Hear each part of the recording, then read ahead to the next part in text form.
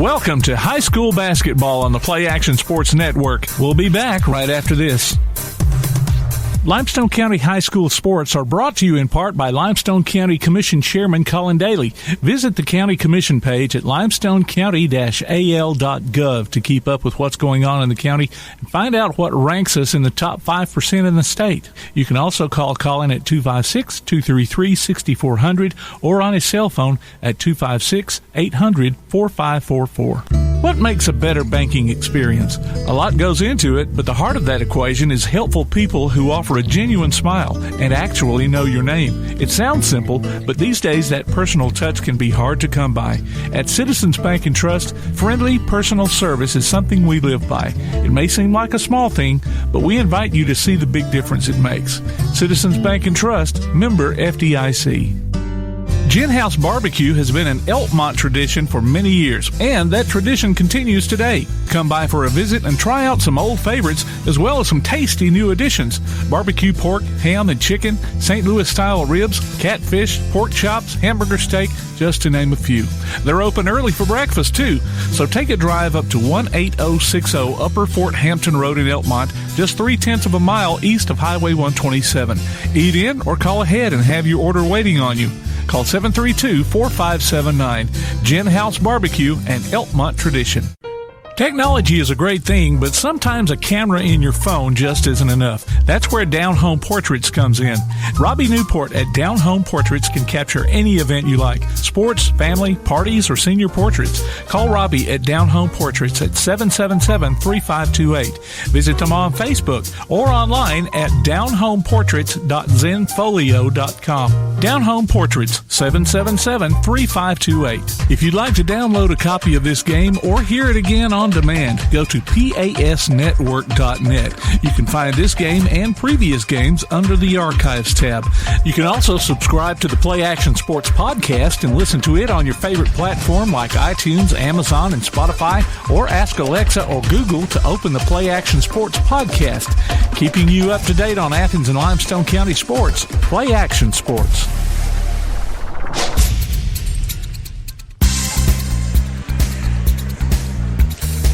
Hello and welcome to Ardmore High School, where the Limestone County tournament will be concluding today. We're going to bring you the varsity boys and girls game, starting with the varsity girls, and that will be a battle between the 1 seed East Limestone Indians and the 2 seed the Elkmont Red Devils. My name is Paul Wilson, and I'll be providing the play-by-play. And joining me in the booth to add some color commentary will be Bailey Lowry. Bailey, how are you doing on this frosty January afternoon? Doing pretty good so far. Looking forward to a good conclusion of this tournament between two good teams.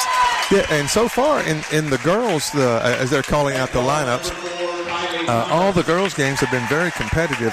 Elkmont got here by defeating Clements last night, 39-34, and I believe East Limestone defeated Tanner 48-46 to get here. We're getting the Elkmont starters here. I'm marking them, and we'll give those to you shortly.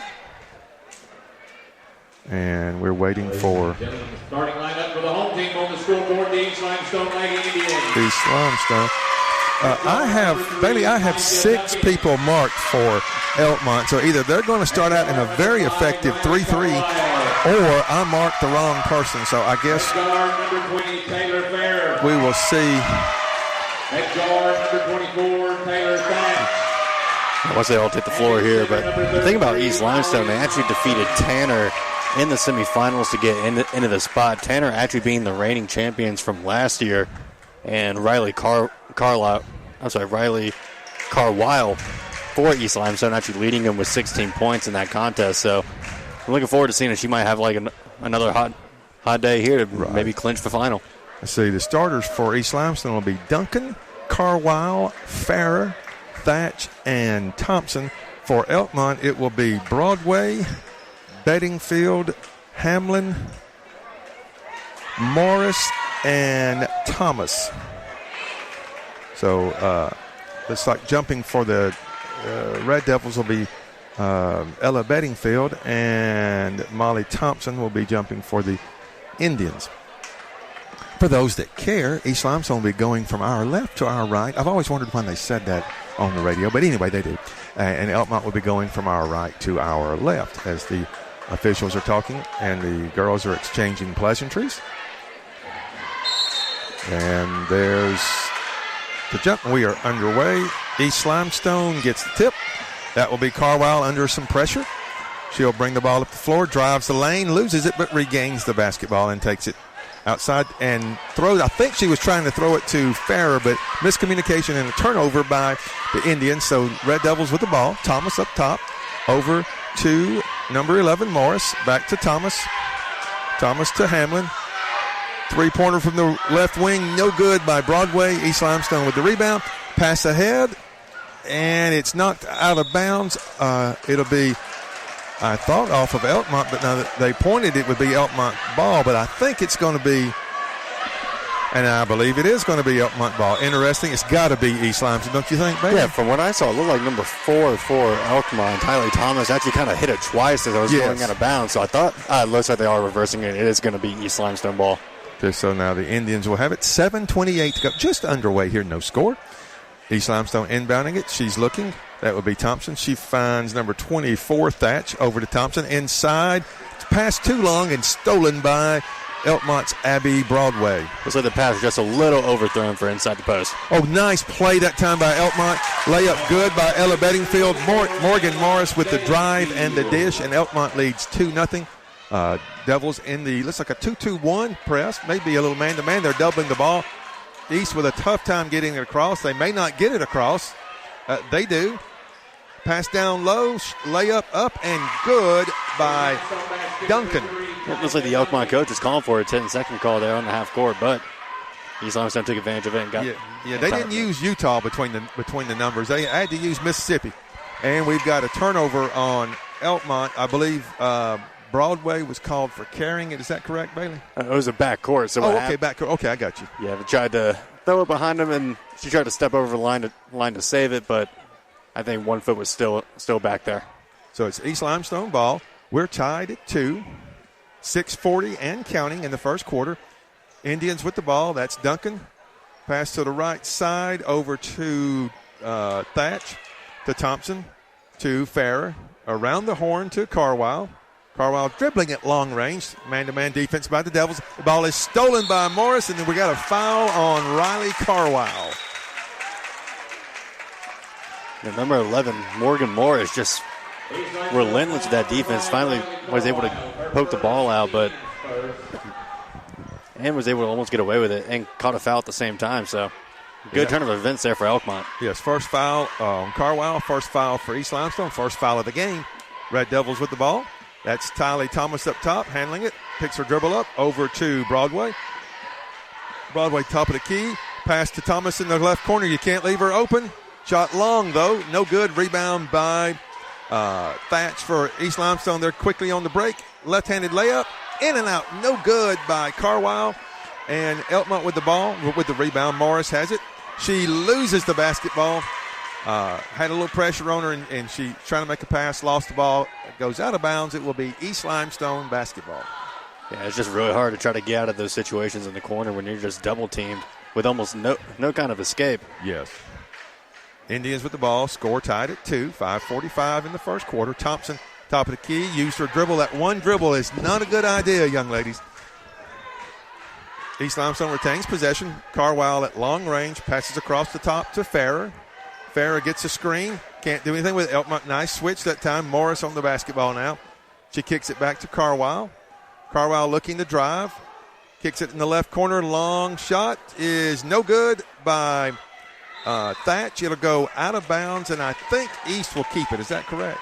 It looks like East is going to keep it. I think that was number 24, Ella Bedingfield, again, try to knock it in, but I'm going to call it out. So Indians with the basketball. Thompson looking. She finds Carwile. Carwile over to Thatch. Thatch inside to Thompson. They're going to get Bedingfield for a reach-in. And just kind of when you're defending the post like that, you can't be wrapping around the opposing player. She needs to get on the top side, and I think she would have been able to get away with that. But fouls first on Bedingfield, and Elkmont's first. Inbounds to Farrah. Shot no good. Thompson with the rebound. Shot no good. A lot of contact, no call. Rebound by Bedingfield for Elkmont, and they throw it away. Both teams seem to be a little tight right now. And just a little tense. It is the tournament final, so nerves may be a little high on both ends. Indians with the ball. Thatch over to Thompson. She's going to hand it back to Thatch. She takes a long two that is blocked, but they get the foul on Thea Hamlin for Elkmont. And it's a little too much wrist on that block attempt. Did get a little bit of the ball, but that's enough for a foul. So going to the line to shoot two will be Taylor Thatch. That foul on Hamlin's her first, Elkmont's second. First free throw is in and out. No good. Just unlucky there. So we got our first sub of the game. Let's see, for East Limestone, that will be Tamaya Thatch coming into the game. And leaving is Duncan. Second shot, no good. Rebound by Bedingfield for the Red Devils. She kicks it ahead to Hamlin. Hamlin with the ball at the top. East in a man-to-man. Elkmont swings the ball around. Broadway with it. Tries to penetrate. Finds Thomas. Thomas swings it over to Morris. Morris is going to drive. Find Bedingfield inside. It's knocked away.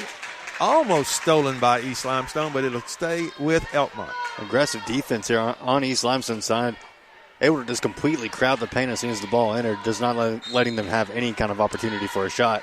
So inbounds to number 23 for Elkmont. She is going to be called for a walk. That's Thea Hamlin. Thought she might have got bumped, but she moved that pivot foot, and it'll be East basketball. Elkmont in the 2-2-1. East bringing the ball. Nice play to get the ball up the floor over to Carwile for the left wing jumper. Good. Took a little shooter's bounce, almost near the top of the backboard and fell straight in. Good shot selection there from Carwile. 4-2. East Limestone, we're nearing the midway mark of the first quarter. Hamlin with the basketball over to Thomas, right corner three, long, no good, and it'll be knocked out of bounds, and a ball will go to East Limestone. Tell you what, I was coaching at Clements last year, and I'd love to have seen Tylee Thomas miss a few. She hit 14 threes the first two times we played them. 14? 14. East with the basketball. By the way, they beat us both those games. Inside to Thompson. She takes an elbow jumper. No good. They're going to get number 20, Taylor Farrah, for over the back. Good box out by Morgan Morris for the Devils. But so kind of coming back to that, I think 14 threes, that'd be kind of hard to lose if you make that many. Yes. Yes. Elkmont with the basketball. Stolen by Taylor Farrah. Layup is no good. Rebound goes to Elkmont.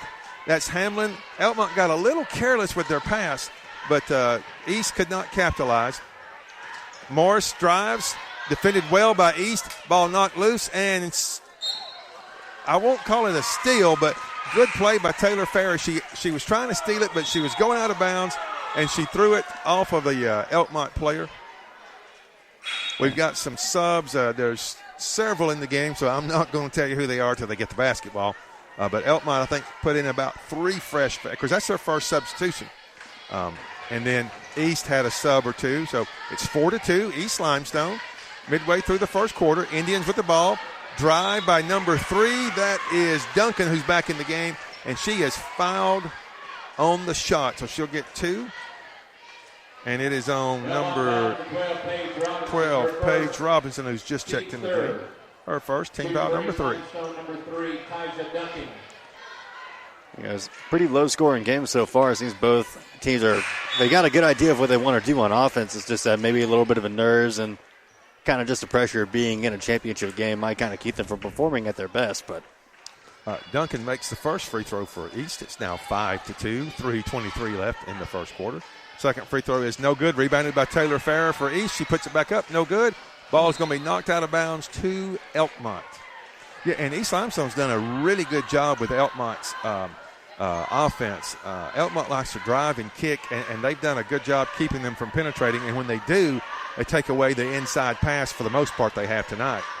Elkmont trying to get across half court. They do.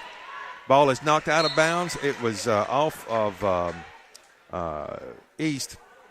That was Brianna Newton with the basketball for Elkmont trying to make the pass, but it was deflected out of bounds. So the Devils will inbound on the far side.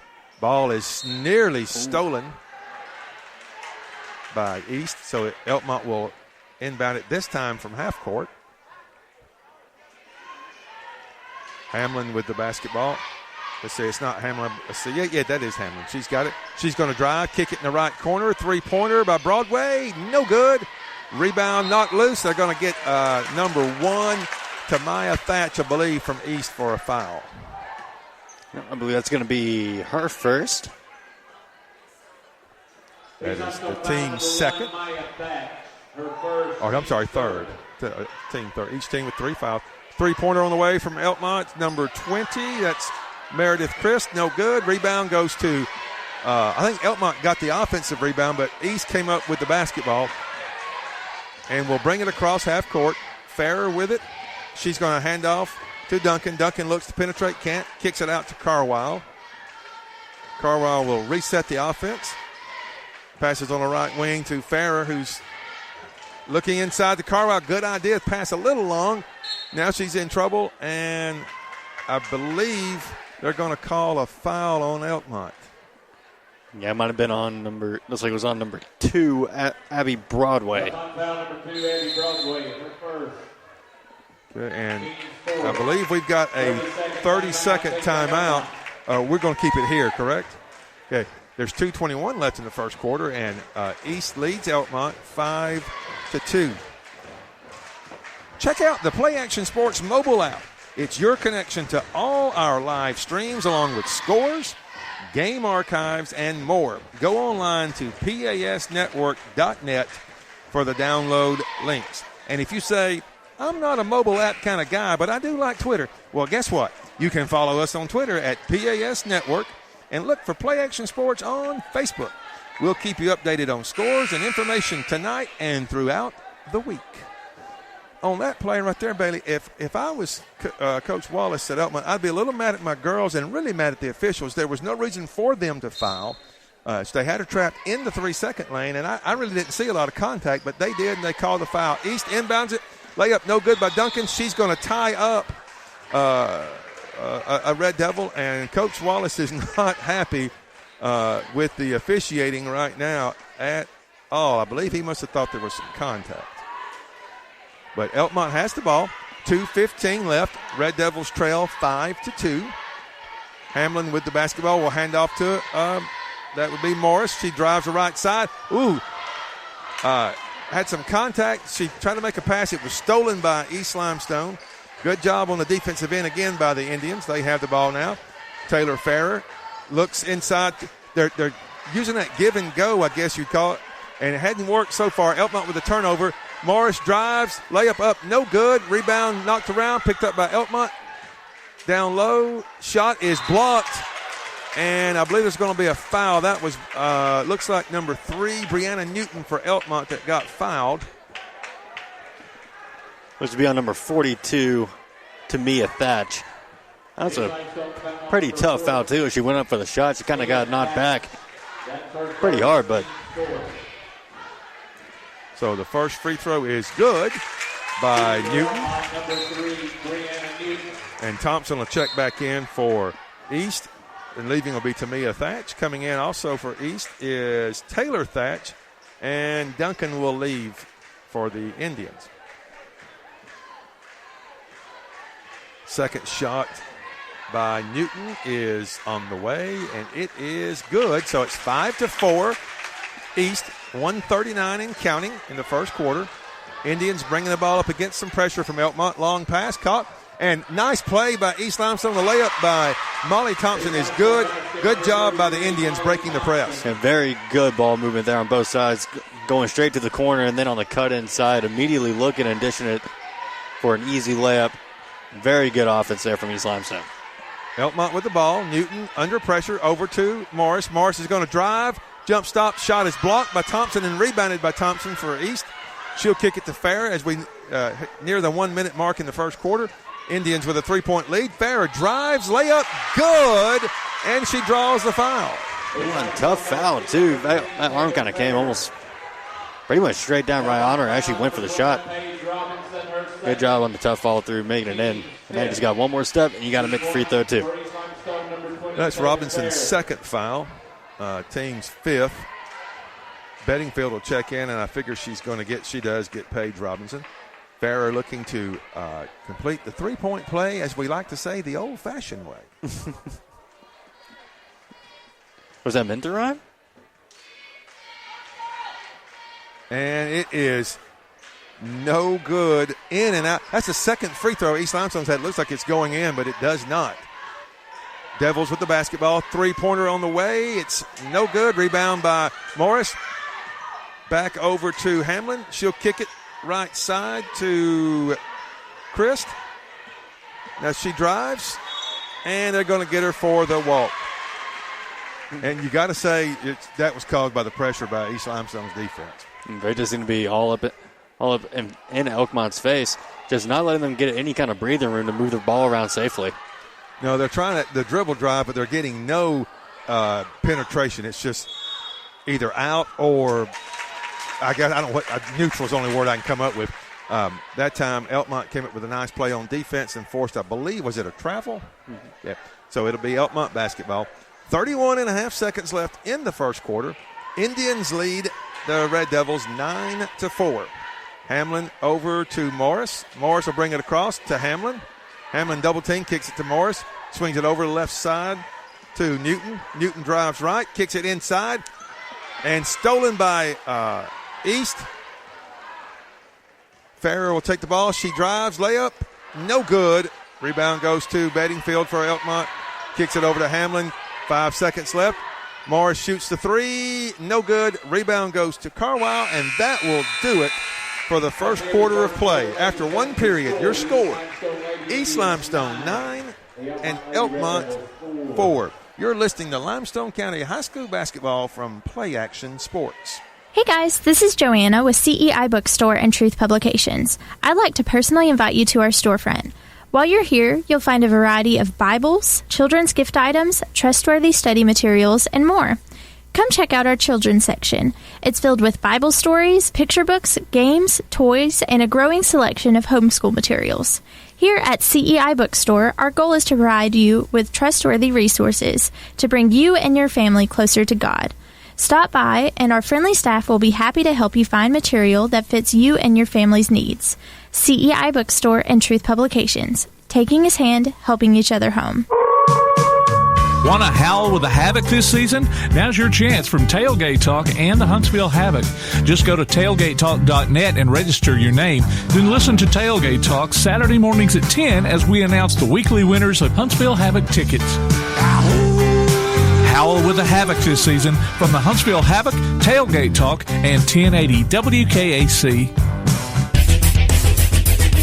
We're back here at Ardmore High School, where the East Limestone Indians lead the Elkmont Red Devils 9-4 in the Varsity Girls Championship game of the Limestone County Tournament. East with the basketball to start the quarter. Carwile with the ball, kicks it over to Farrer, who will dribble up to the top, looks inside to Carwile, gets it to her. She's double-teamed, loses the basketball, and it is picked up by Elkmont. Tylee Thomas with it for the Red Devils. The Red Devils have done a good job covering that play that East is running right there. That's about the second turnover off of it so far. Hamlin with the ball. She uses her dribble, kicks it across the floor to number 20, who's going to have the ball stolen from her, but restolen by Elkmont inside the Bedingfield.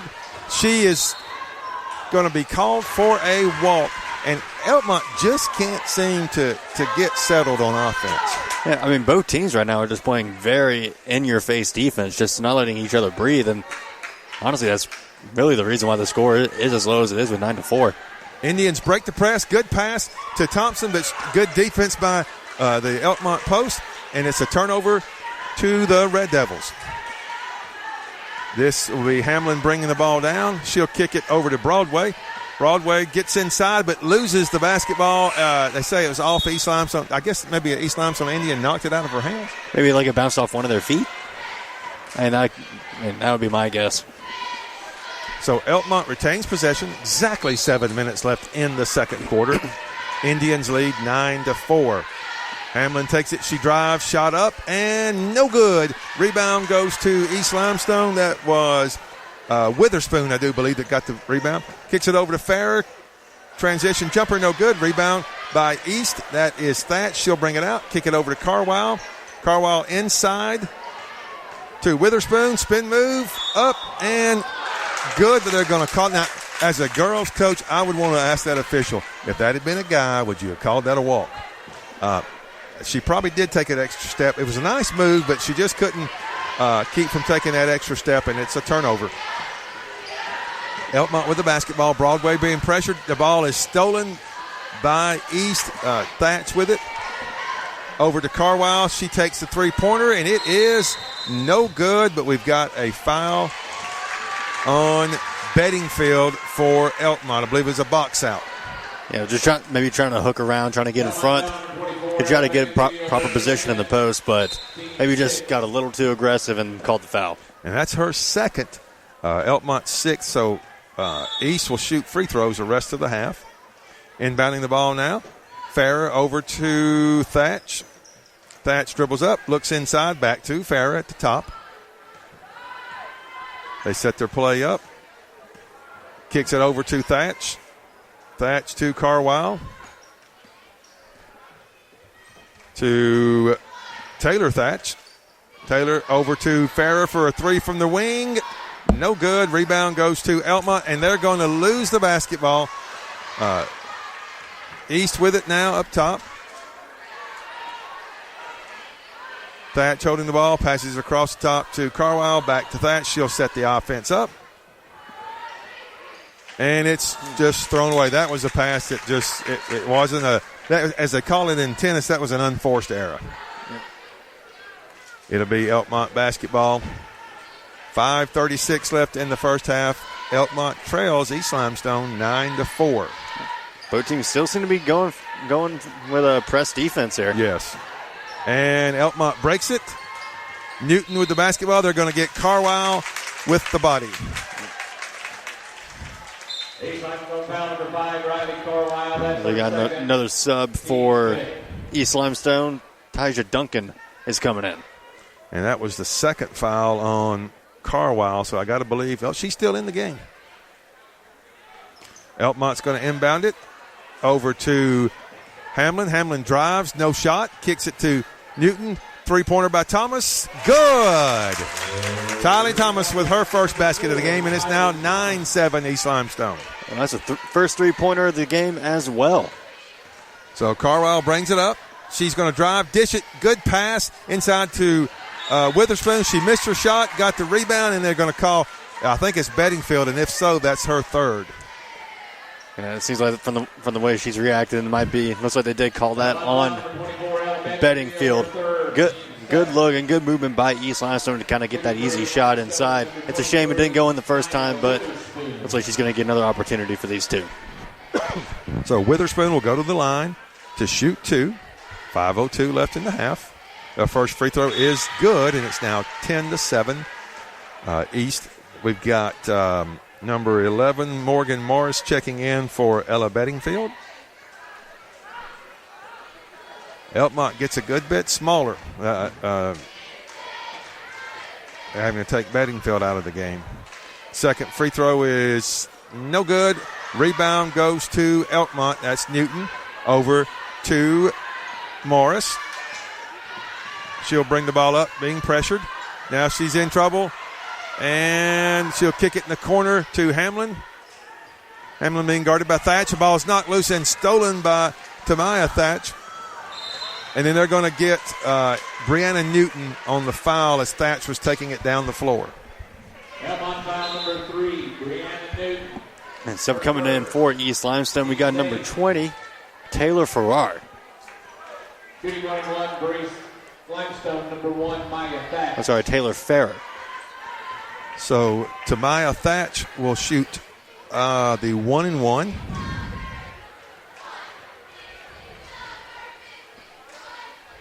The shot is long, no good. Rebound goes to Newton for Elkmont. Elkmont will bring the ball up. That's Morris over to Thomas. And Thomas was looking for Hamlin. Hamlin was cutting back door, and Thomas threw it behind her out of bounds to East. That's just miscommunication right there on their part. Since both these teams have been playing such aggressive defense, and it really gets you into that kind of sense of panic and that I have to do something as soon as you get the ball. East with the basketball. Farah gets a screen, takes the top of the key three. That is no good. Rebound, loose on the floor, picked up by Farah. She trying to get it to a teammate, but it's stolen by Broadway. Newton with the ball for Elkmont. She's dribbling at long range, trying to drive, and she just falls, turns it over, and then East says this is a Christmas party. It's time to exchange gifts. And they give it right back to Elkmont. And just trying to throw a go-ahead pass to her teammate, but just a little too far in front. So Hamlin drives, kicks it over to Broadway for the three. It is good. Abby Broadway with a left wing jumper, and we're tied at 10. Elkmont quickly bringing this back. Yeah, that three-point shot will get you back in that ball game. East breaks the press. Over to Farah. Farah inside to Witherspoon. She turns and shoots. No good. Witherspoon, I don't think she really knew where she was when she caught the ball, and she wasn't able to turn around and put it in the basket. So Elkmont with the ball, chance to take the lead. 3:25 on a counting clock in the second quarter. Hamlin. I'm about to say very dangerous handoff there. Yes.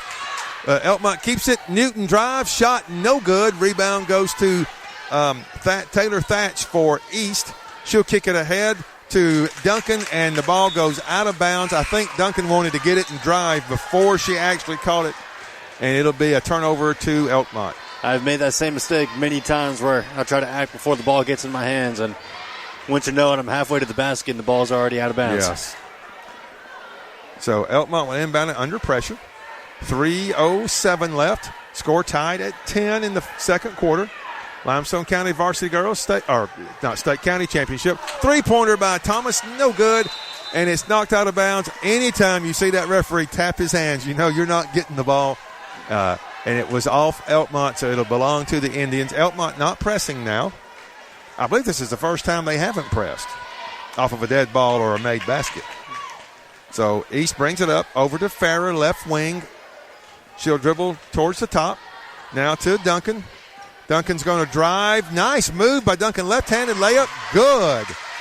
Good angle, too. Was defender number 4, Kylie Thomas, wasn't able to get a hand on it. Good finish there by Duncan.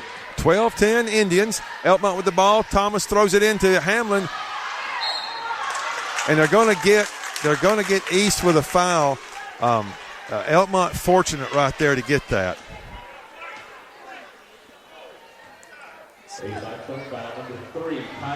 Tyja Duncan with her first foul, team foul number 6.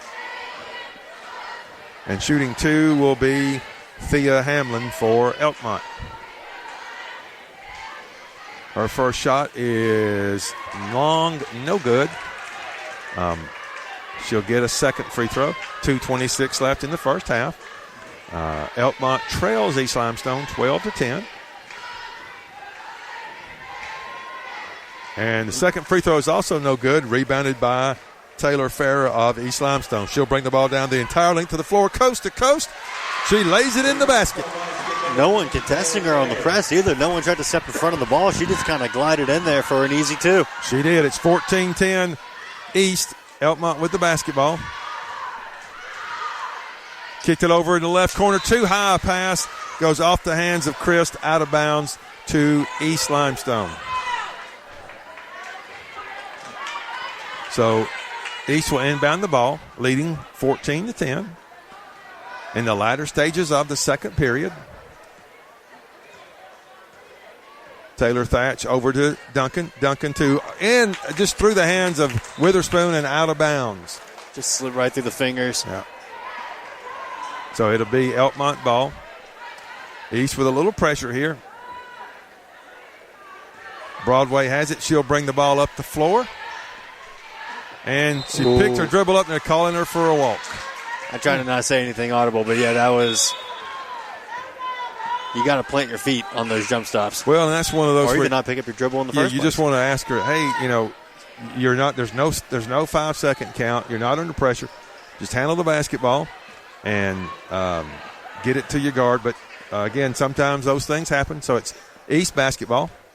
Farrah with the ball. She drives, kicks it to Carwile on the baseline, back out to Farrah. Farrah trying to penetrate but can't. Over to Carwile.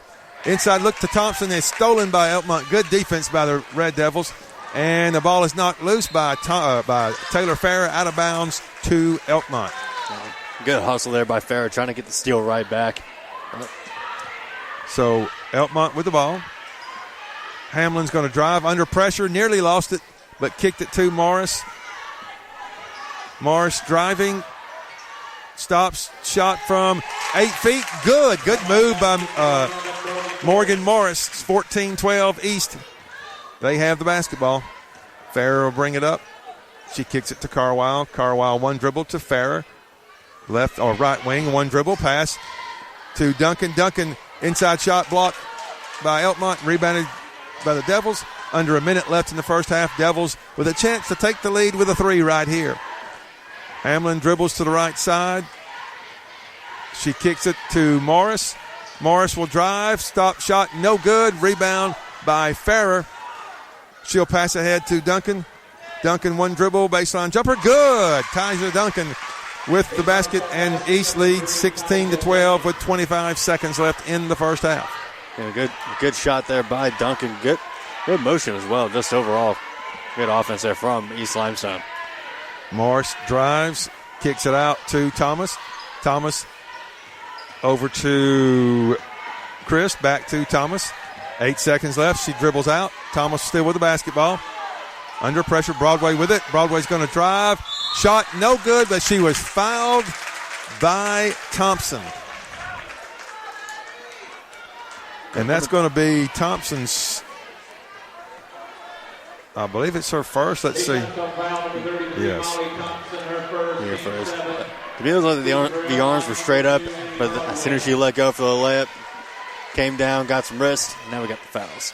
Broadway's first shot is good. It's now 16-13. Elkmont trails by 3.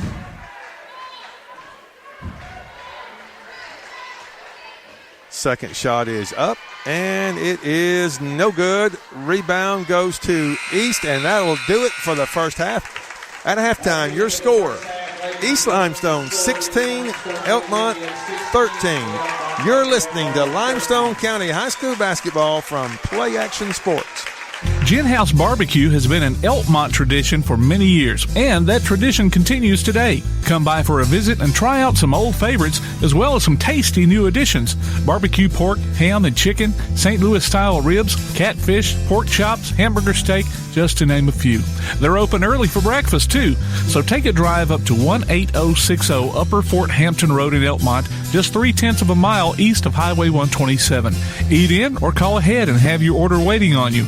Call 732-4579. Gin House Barbecue and Elkmont tradition. This is Joanna from CEI Bookstore and Truth Publications. Many of you are searching for Bible study materials for your home or for Bible class.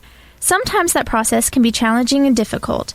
I'd love to help you find solutions that would fit your needs and give you more time for your studies. One of our most popular book lines is the Bible Textbook Series. These workbooks are designed to take teen and adult students book by book through the Bible. So stop struggling with the search and come by and let us help you select reliable and meaningful study materials for your class or family. CEI Bookstore and Truth Publications, taking his hand, helping each other home.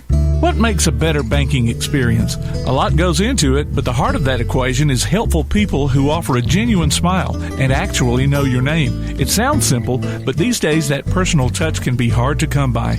At Citizens Bank and Trust, friendly personal service is something we live by. It may seem like a small thing, but we invite you to see the big difference it makes. Citizens Bank and Trust, member FDIC. Technology is a great thing, but sometimes a camera in your phone just isn't enough. That's where Down Home Portraits comes in. Robbie Newport at Down Home Portraits can capture any event you like. Sports, family, parties, or senior portraits. Call Robbie at Down Home Portraits at 777-3528. Visit them on Facebook or online at downhomeportraits.zenfolio.com. Down Home Portraits, 777-3528. Applebee's Tailgate Talk wants to recognize our local athletes athletes, and you can help. Go to tailgatetalk.net throughout the school year to vote for the Applebee's Neighborhood Athlete of the Week. The winner will receive a gift card from Applebee's Neighborhood Grill and a t-shirt from Gotcha Covered Screen Printing and more.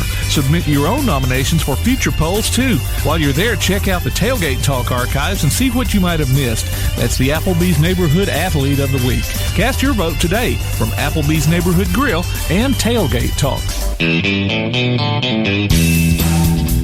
And we're back at Ardmore High School. It's halftime of the varsity girls Limestone County Championship game, where the East Limestone Indians lead the Elkmont Red Devils 16-13.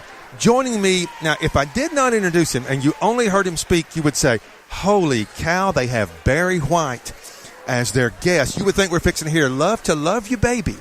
But it is not Barry White. It is Ardmore varsity boys coach Kyle Owens.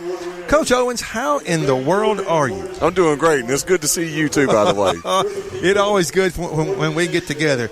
Well, Coach, the county tournament, it's something I know as a coach, I always look forward to it unless we were hosting. Right. It is a wonderful event to host, but it is a very not only is it tiring physically, but a lot of times your practice schedule gets rearranged, and you've got to make sure that you always want it to look good, but you want it to look extra good. So kind of talk about what some of the, I don't know if challenge is the right word, but what's some of the things that y'all have done to make sure that everybody had a good experience? Well, the main thing is going to be making sure everybody, fan experience is big for me. So that's why we have the board and we have the table, and I shine that gym floor before every session because I want to make sure that everything looks good. But feeding people seems to be the big thing. As long as we got good food in the concession stand and good food in the hospitality room, I feel like we've done a good job. Yeah, and I was just looking around. It seems like that the county tournament is well attended. I wasn't sure. Sometimes when you schedule the times, if you schedule it, I know a lot of times the games have been played at 6 and 7:30, right. And then by the time you get done, they're usually 20, 30 minutes late starting. That's right. So you're here all night, and then if you schedule it in the afternoon, like these are kind of afternoon, early evening games, you wonder how the attendance will be, but it looks like it's well attended to me. It seems like there's been a good crowd, especially the last 3 days of this. The crowds have been really good, and I feel like anytime you can get East Limestone versus Tanner, it doesn't matter what they're doing. They could play hockey, and people are going to show up and watch it. West Limestone brings a good crowd. And since you got all that going on, I think that helps with the crowds too. Saturday doesn't help either. It's Saturday. Come on out and watch basketball. Yeah, and I know I haven't been able to see all the scores, but I know in the varsity girls, every game has been competitive. And then I know the boys on Thursday night, Clements and West Limestone, it was 40-39, so I would assume it was a really good It was a good game. Ball game. And then I guess did East beat, or was it Elkmont they played last night? They played Tanner last night. Okay.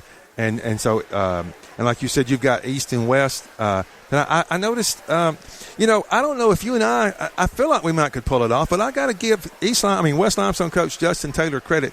He's a strikingly handsome man with or without hair. He is. And so when I saw him today, it took me aback because I had not seen, other than just had seen some pictures. It's kind of like when you see, I would say it's kind of like seeing Nick Saban live and you've seen the pictures of him. Right. You just can't really fully appreciate it until you get to see him in person. So I saw him earlier today, and I got to say I was impressed. I can't pull that off. And I always thought that was a choice that he made until he grew out that hair. And now I become more jealous of him than I already was. Yes. Well, Coach, now, as when we get to the county tournament, it kind of signals we're close to the end of the regular season. How many more games do y'all have before you go to area play? We're going to play 5 regular season games. Okay. And so we turn around and play here Monday night, so I got to clean up really good tonight just to turn around and play on Monday. All right. Yeah. There's nothing like a Monday home game. It got moved. We didn't schedule that originally. It was one that we had to move, unfortunately. But, yes, it makes it a lot of fun. Well, now, have y'all had many games lost due to COVID? Or no, we haven't lost any so far to that. So, crossing our fingers. I probably shouldn't have spoke right, that. But I really just wanted to get through this week, and it looks like we're going to make it. And then we can just go with it the rest of the year. But we get through this week, and I'll be happy. Yeah. Well, now area wise, who are y'all in there with, and how have you How have you done? I think it's pretty tough area. It's really tough. Okay. Lee, Jemison, and East Limestone. So, it's just one of those years. And I've had some people out due to injury, and it doesn't help at all, But, right. Yeah, Lee and Jemison and East are all stacked, and you'll see in a minute East has got about 10 kids who can score. So it makes it tough. I'm sure. Yeah. I'm sure that it does. Well, Coach, we appreciate you coming up and speaking with us. We wish you all the best the rest of the season. And I know you've been glad to host. And to me, hosting, it's kind of like when family comes in. You're glad to see them come, and you don't mind watching them leave. Can't wait for them all to leave, even though I'm glad they're here having fun. You're right. You can't miss them unless they're gone. But I said, we appreciate your time, Coach, and we look forward to talking to you again real soon. Thanks. I appreciate it. That was Coach Kyle Owens, Ardmore High School varsity boys basketball coach here. And we've got about 2 minutes until the third quarter begins. So are we going to take a break? We'll be taking a break. You're listening to Limestone County Basketball from Play Action Sports. Whether you're in the market for residential or commercial property or looking to sell your current home, land, or building, make your first call to the Phillips team at Alabama Real Estate Solutions. Paula and James can help you with everything you need, whether you're buying or selling. Call Paula at 777-4916 or James at 656-2370. You can also see their listings online at alrealsolutions.com. Look for them on Facebook, too. The Phillips team at Alabama Real Estate Solutions. Real solutions for real estate. The next time you need a pharmacy, one call to Athens Creekside Drugs, Salem Pharmacy, or Florence Express Pharmacy will fill the bill. All three locations are committed to providing you the best services a pharmacy can offer, with the emphasis on quality, value, and service. Whether your needs are simple or complex in nature, either location can provide solutions that deliver results. They pride themselves on being a company where customer service means timeliness, quality service, and a friendly attitude. Athens Creekside Drugs at 605 Highway 31 South, Salem Pharmacy at 28730 Highway 99, and Florence Express Pharmacy on Mall Road in Florence. Looking for t-shirts with just the message you want? They're as close as your computer or mobile device. Just go to daddyoscustomtees.com and look through the selection of designs for the perfect one. Or say just what you want with your very own designer message. Daddy O's Custom Tees features short and long sleeve t-shirts plus sweatshirts, hoodies, aprons, mugs, and even pet apparel. With Daddy O's Custom Tees, you can have it your way, whether you need 1 or 100. Go to daddyoscustomtees.com. That's DADDYOS Custom TEES.com. daddyoscustomtees.com. We're back for the third quarter of the Limestone County Varsity Girls Championship game. East Limestone leads Elkmont 16-13. Elkmont with the basketball. Broadway's going to go down the right side. Looks for a cutting Hamlin, but couldn't find her. Over to Thomas. Thomas back up top to Broadway. To Morris. Morris will drive. Stop. Nice dish to number 12.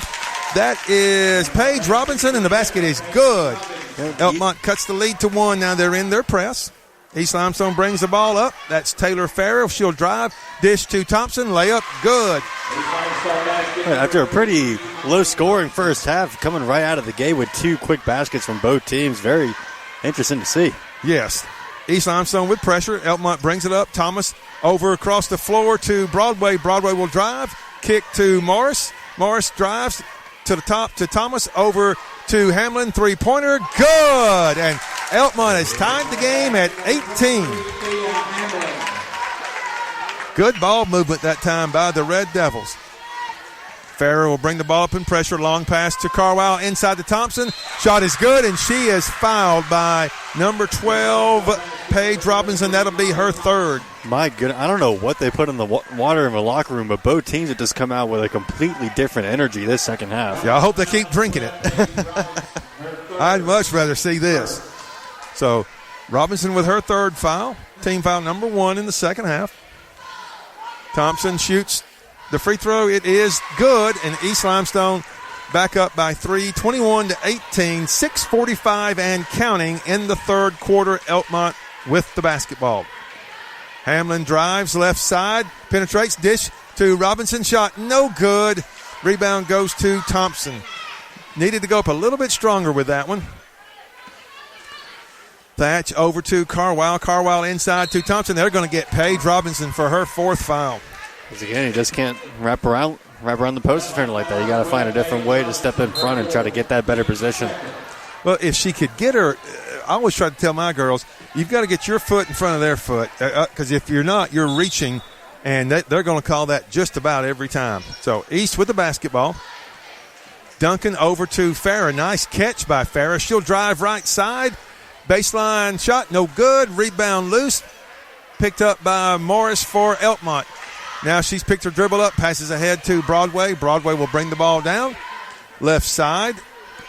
She'll kick it over to Morris. She'll set the offense up. Morris drives. Looking for someone to kick it to. She finds Broadway. Broadway with the ball, left side. She'll kick it to Hamlin. Hamlin drives. Layup, no good. Rebound knocked out of bounds off of Thompson's hands. It'll be Elkmont basketball. I know I kind of brought it up earlier, but again, these offenses just come out with a completely different energy. Both teams just seem to be a lot more in tune, more comfortable. Yes, it's a lot better pace to the game. Elkmont with the ball. Hamlin drives, kicks it up top to Tylee Thomas. Three-pointer, no good. Rebound, Hamlin. She'll lay it up, and good. Thea Hamlin with the offensive rebound and the basket. Yeah, good follow-up there on the rebound, being in position for the putback. Pressure now. Elkmont almost got the turnover, but Carwile kicks it to Duncan, who loses the ball, and that was just the pressure forced that right there. Elkmont with the ball, chance to take the lead. Morris drives, shot no good, but there's going to be a foul on number 33, Molly Thompson of East Limestone, I do believe. Yep, this coming down once again on the block. East Limestone, foul number 33, Molly Thompson, her second, team first. So Morgan Morris will shoot two for Elkmont. 5:19 left in the third quarter. East Limestone leads Elkmont 21-20. Her first shot is up, and it is good. Morris ties the game at 21. So the referee's talking to Molly Thompson, offering words of encouragement, I'm sure. Morris with the basketball, takes a few dribbles. Second free throw is up. It's going to be long. No good rebound. Goes to Broadway for Elkmont, and she is fouled. That's two quick fouls on Thompson in this half, and that's her third of the game. And that's just simply somebody didn't box out. I don't know where Broadway was, but she went to the basketball, and she's rewarded with two free throws. Her first one is good. Elkmont regains the lead for the first time in this half. 22-21. Red Devils, 5:17 left in the third quarter. Here's a second free throw coming up. And it is also good.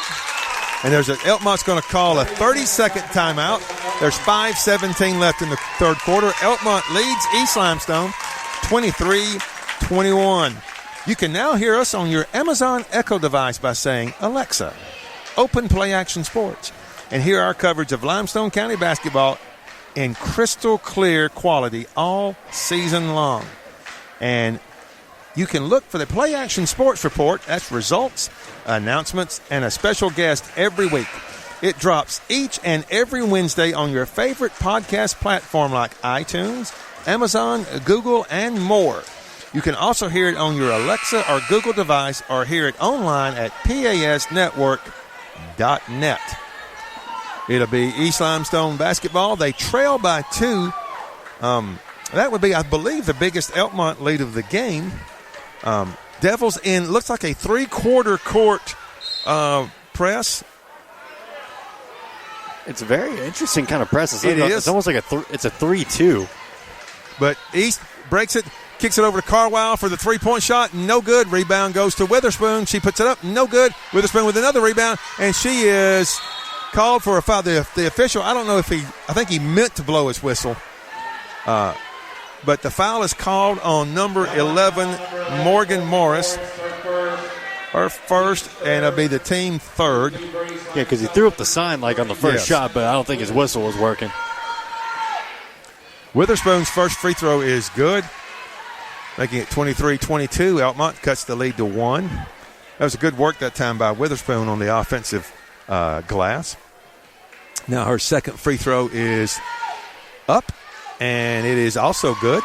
So we're tied early in the third quarter. Elkmont basketball with some pressure from East Limestone.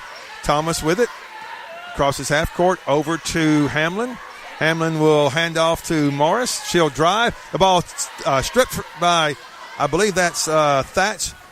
Tamaya Thatch. She gives it over to Taylor Farrer for the nice step-through layup, and East Limestone leads 25-23. Good move there by Farrer. So the Indians retake the lead. Elkmont with the ball. Broadway drives, kicks it over to Thomas for a left wing three. Good! Kylie Thomas. And Elkmont retakes the lead, 26-25, 4:20 left. Ball is loose on the floor, picked up by Elkmont. That is Morris. Oh, that's a over and back. Oh, my goodness. My goodness. The crowd doesn't agree with it, but there is no question that was over and back. Yeah, we had like the perfect angle to see it. Just a little too early to hand the ball off back to the guard there. So it'll be East Limestone basketball nearing the midway point of the third quarter. Elkmont with a 1-point lead, 26-25. Duncan with the basketball for the Indians. She looks inside, ball knocked away, almost stolen by Elkmont. But East will retain possession, and we've got, it looks like Duncan going out for East and Taylor Thatch reporting in. So East has the basketball, looking to get the ball inbounds over to Thatch, Taylor Thatch, to Farrer inside to Carwile. Carwile tries to get it to Witherspoon, and it's saved. Kick out over to Farrer. Farrer with a three-point shot from the right wing. Good. Taylor Farrer with the three-point shot, and East now leads 28-26. Yeah, both teams just going back and forth, doing a good job of answering each other's points. So Elkmont with the ball now, top of the key. Hamlin with it, being guarded by Tamaya Thatch. She'll pass to Tylee Thomas, over to Morris. Morris to Thomas, open for a three-pointer, right wing. Good! Tylee Thomas with another three-pointer, and Elkmont leads 29-28. East coming up, 3-on-2 break, over to Carwile, left wing three, no good. Rebound, knocked out of bounds. It will belong to Elkmont. So they're going to say it was off of Witherspoon last. Yes. And the way Elkmont is running their offense, that's what they're so good at it. If they can ever get you to chase the basketball, they're going to find the open player. And if it's Thomas, she can be deadly with that three-point shot. Red Devils almost went over and back again, but they get it across. Morris drives, layup, good by Morgan Morris. And she has a chance for the three-point play. So the foul's going to be called number 5, Riley Carwile. That's her third. So Morgan Morris going to the line. Good aggressive drive that time by Morgan. And the free throw is no good. Rebound by Carwile for East Limestone, over to Farris. She'll cross half court. She drives, and they're going to get a – see, I don't like that foul. I'm not saying she didn't foul, but he was behind the play. So I don't know how he saw if Morris for – he's called it – who did he call that on? Number 20. Okay, that's her first. I just don't see how he could see that, but he made the call. And there's not much complaint from Coach Wallace for Elkmont. East with the ball. Farrer took her one dribble. She's in the corner in a lot of trouble, but she manages to throw the ball off of Morris, and it'll be East basketball.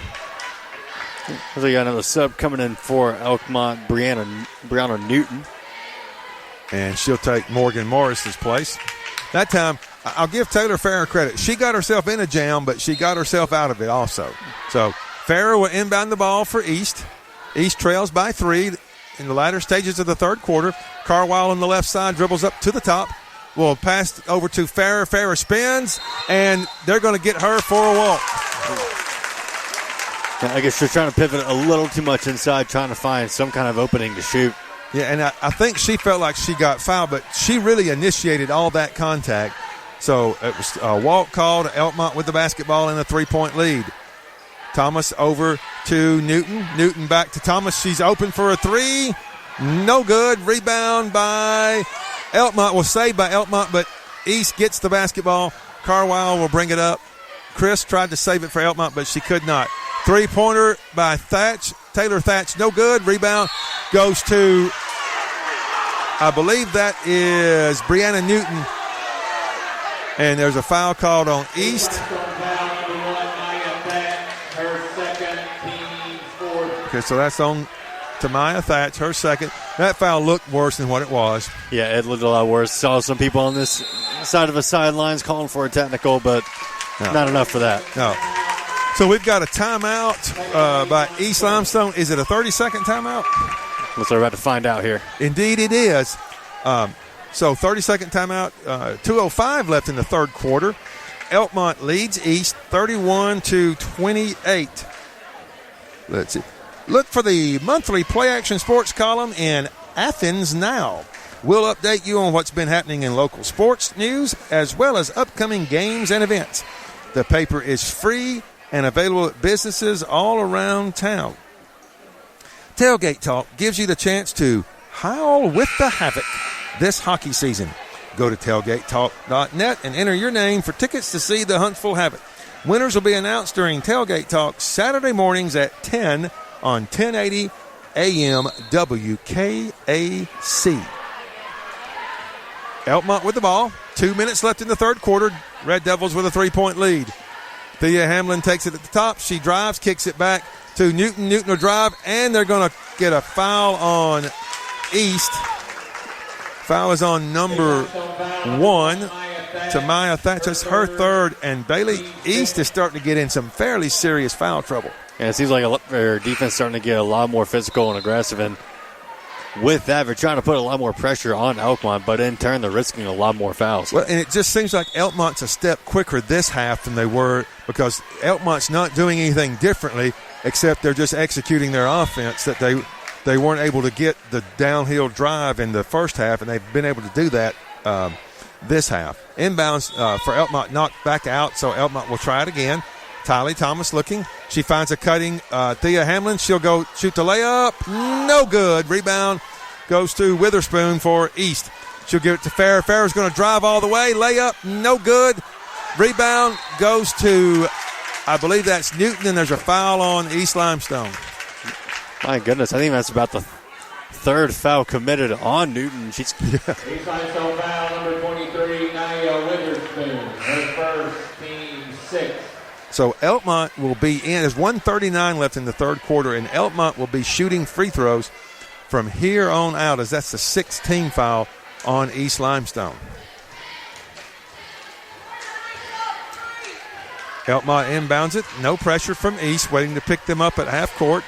Thea Hamlin will bring the ball across. She'll hand off to Morris. Morris trying to get downhill, but could not. Double team kicks it over to Hamlin. Hamlin to Newton. Newton will dribble the ball back to the top. Newton pass intended for Meredith Christ, but it's just a little too tall for Meredith, and out of bounds to East Limestone. So Farrer inbounds it to Taylor Thatch. Thatch will bring it across. Looks over the defense, calls her play. Will find Farrer. Farrer looking, gets a screen. Top of the key. Looks inside to Witherspoon.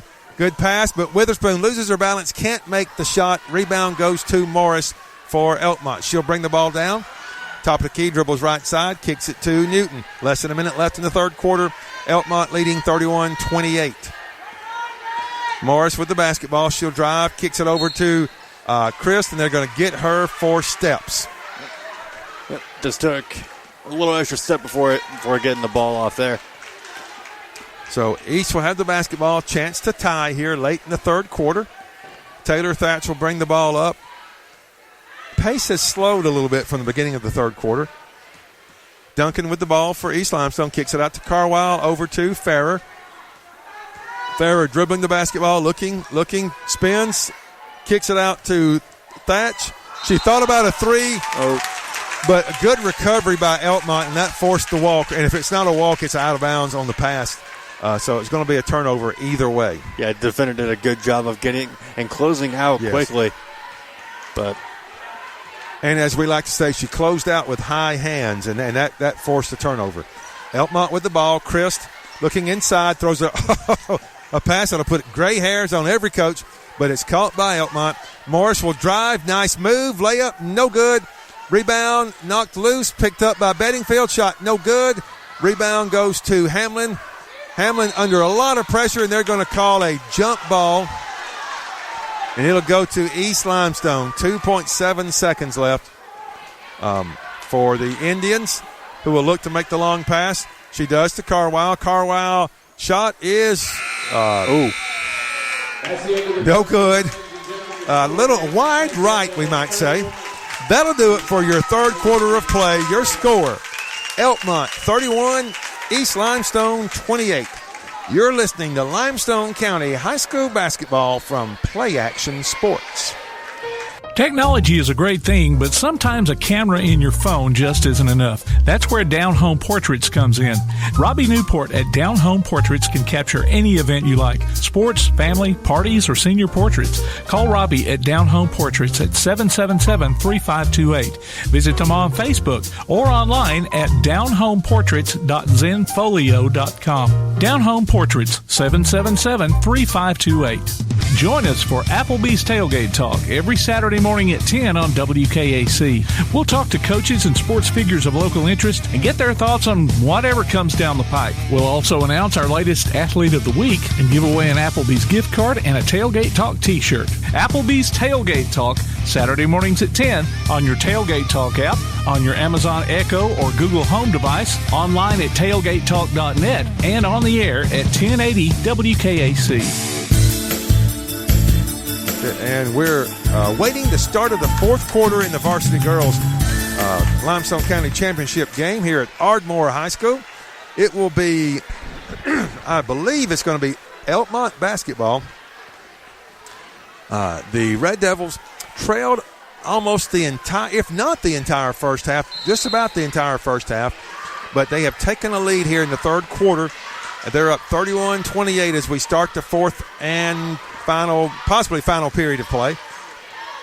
Morris with the ball for Elkmont. She spins. Good defense by East. Kicks it out. Three-pointer. No good by Christ. Rebound picked up by East. That would be Duncan. Got a 2-on-1 to Farrer. Farrer layup. Good. Farrer meeting almost no opposition on that layup, and I wanted to risk any kind of foul. So it's 31-30. Elkmont by one with the basketball. Just underway in the fourth quarter. Hamlin drives, looking for someone to kick it to. She finds Morris. Morris thought about a three, but didn't. Right side dribbling, trying to back in, and they're going to get a foul on number one. That is Tamaya Thatch. That's her fourth.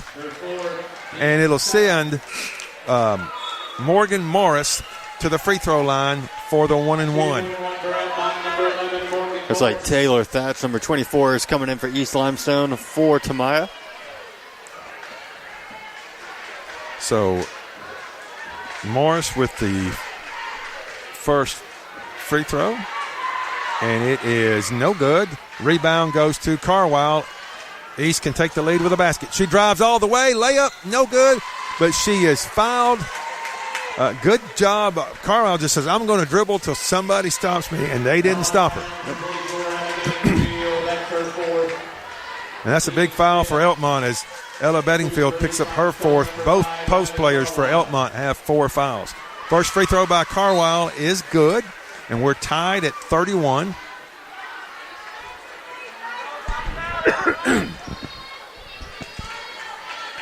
Carwile with her second free throw, and it is also good. Now East leads 32-31, but they corrected the scoreboard. Thank you, Jesus, because if you want a riot started, get that scoreboard wrong. Elkmont with the ball, trailing by 1. Thomas, top of the key, three-pointer. No good. Rebound long out to Morris for Elkmont. She'll drive, kicks it for the baseline three by Chris. No good. Long rebound. Taylor Farrett. East has got numbers. She'll drive all the way. Layup. Good. And Elkmont wants a timeout as East has got a little 6-0 run going. We've got 6:50 left in the fourth quarter. Your score, East Limestone 34, Elkmont 31. You're listening to Limestone County High School basketball from Play Action Sports. What makes a better banking experience? A lot goes into it, but the heart of that equation is helpful people who offer a genuine smile and actually know your name. It sounds simple, but these days that personal touch can be hard to come by. At Citizens Bank and Trust, friendly personal service is something we live by. It may seem like a small thing, but we invite you to see the big difference it makes. Citizens Bank and Trust, member FDIC. And we've got 6:50 left in the fourth quarter here at Ardmore High School, where the East Limestone Indians lead the Elkmont Red Devils 34-31 in the championship game of the Varsity Girls Limestone County Tournament. Be sure to listen during the post-game show for the Limestone County Player of the Night. Our featured player will get a gift certificate good at either Village Pizza or at Village Pizza or Cream Delight. Now, speaking of delight, we've got a delight for you tonight. We're not going to name one, but we're going to name two players of the night. One for the girls' game and one for the guys. So I know that'll keep you listening. Elkmont with the basketball, trailing by 3.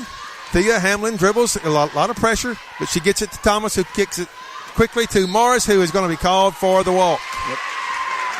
Good idea, just couldn't get it executed for the Red Devils, and now East with the basketball and a 3-point lead. Yeah, was just trying to find that angle to kind of wrap a pass around it, dish it inside into the paint, but just took a little bit too big of a step. Thatch with the ball over to Carwile. Carwile, one dribble, kicks it to Duncan. Duncan drives, layup, no good. Rebound goes to number 12. That would be Paige Robinson. And Elkmont with the ball, a chance to tie here with a 3-pointer. Morris up top, getting bumped a little bit, no foul. Kicks it over to Christ. Christ, long range with the basketball. She'll pass it over to Morris. Ball is knocked loose, stolen by East. Duncan with the 15-footer, no good. Rebound goes to Thompson. Thompson passes it to Farrah, but it's off her feet and stolen by Elkmont. Elkmont dodged a bullet just then. They did. And then with East Limestone trying to recover, they were able to kind of scramble back on defense. Yes. They were able to cause a turnover.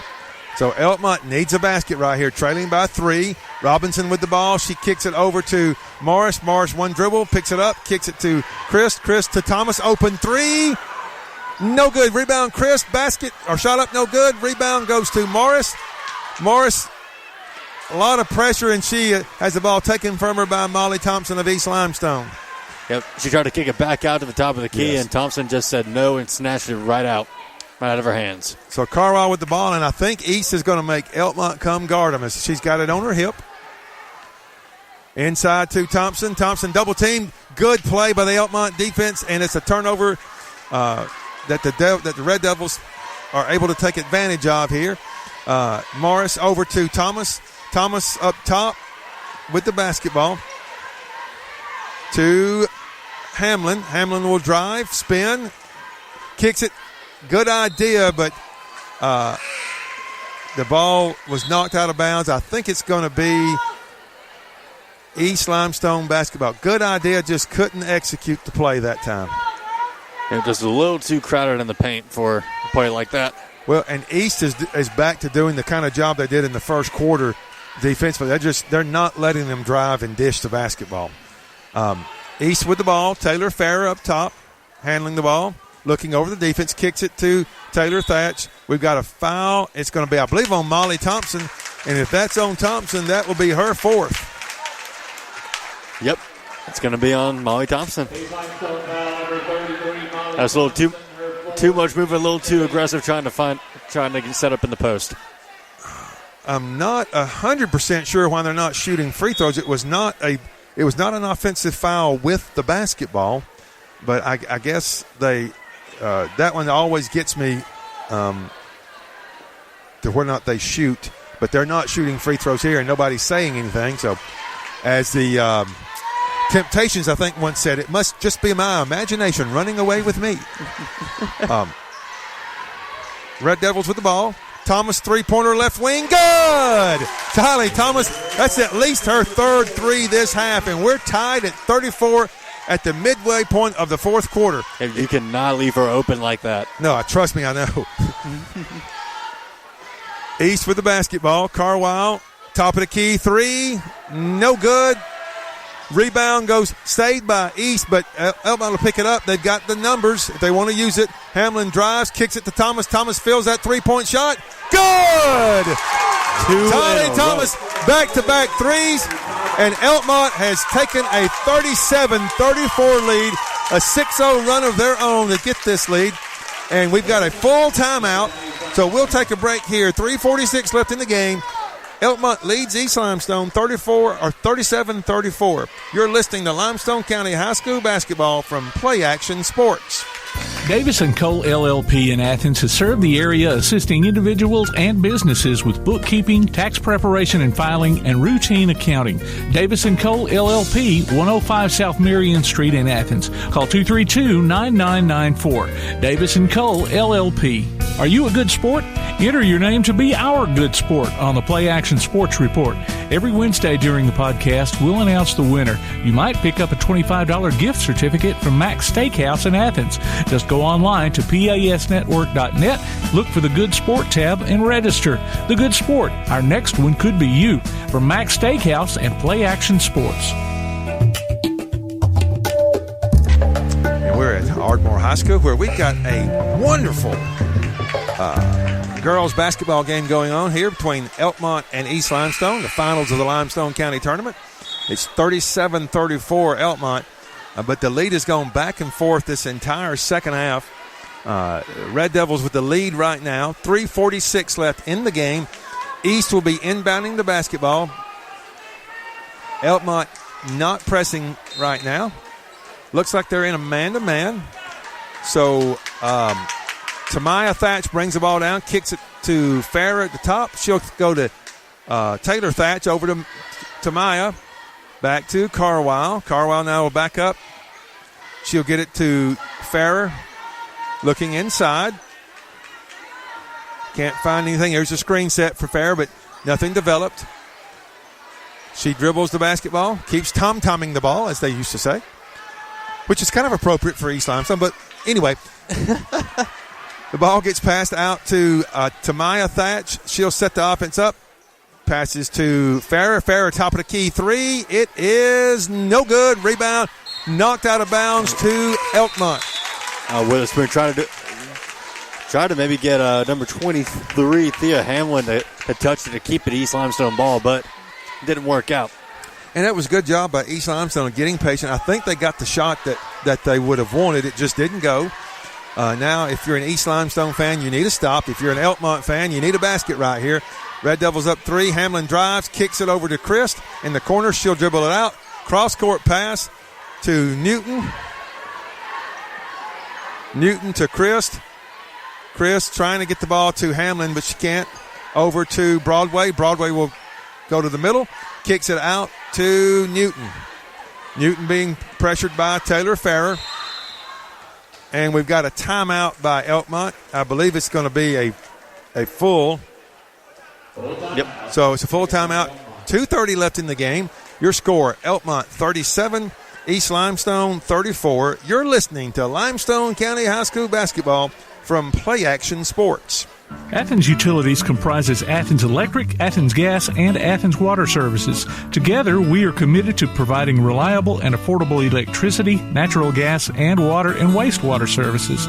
We operate as part of the City of Athens, and just like our city's motto of Athens is classic Southern character, we believe in supporting what makes our community special, and that includes Athens and Limestone County sports. Call 233-8750, go by their office at 508 South Jefferson Street, or look for the link online at athensal.us.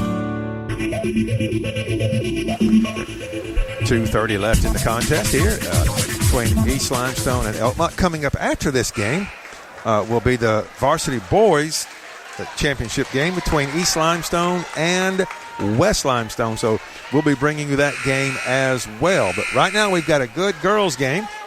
Elkmont with the basketball and the lead. Red Devils will be in the bonus from here on out. Thomas looking. She's checked in. Oh, that ball's going to be stolen by Molly Thompson. And Bedingfield has just fouled out for Elkmont. Oh, you couldn't have had a worse scenario.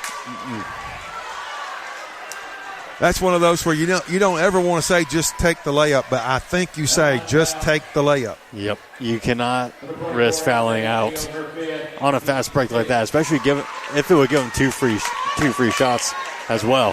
Well, and like you said, it's not even the free throws. She's not going back in the ball game. I mean, and they get a lot smaller when she's out of the game, and the person coming in for her, Paige Robinson, also has 4 fouls. So it's East now. East is not shooting free throws. They will be from here on out. So both teams will be at the free throw line for any other common foul. Inbounds to Farrer. She spins. Layup is no good.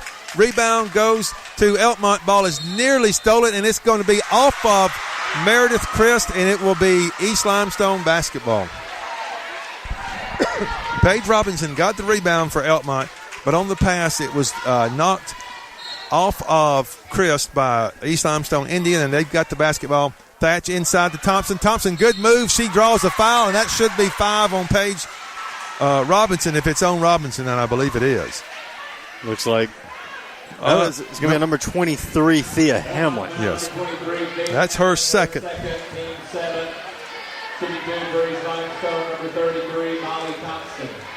So Molly Thompson goes to the line to shoot 2 for East Limestone.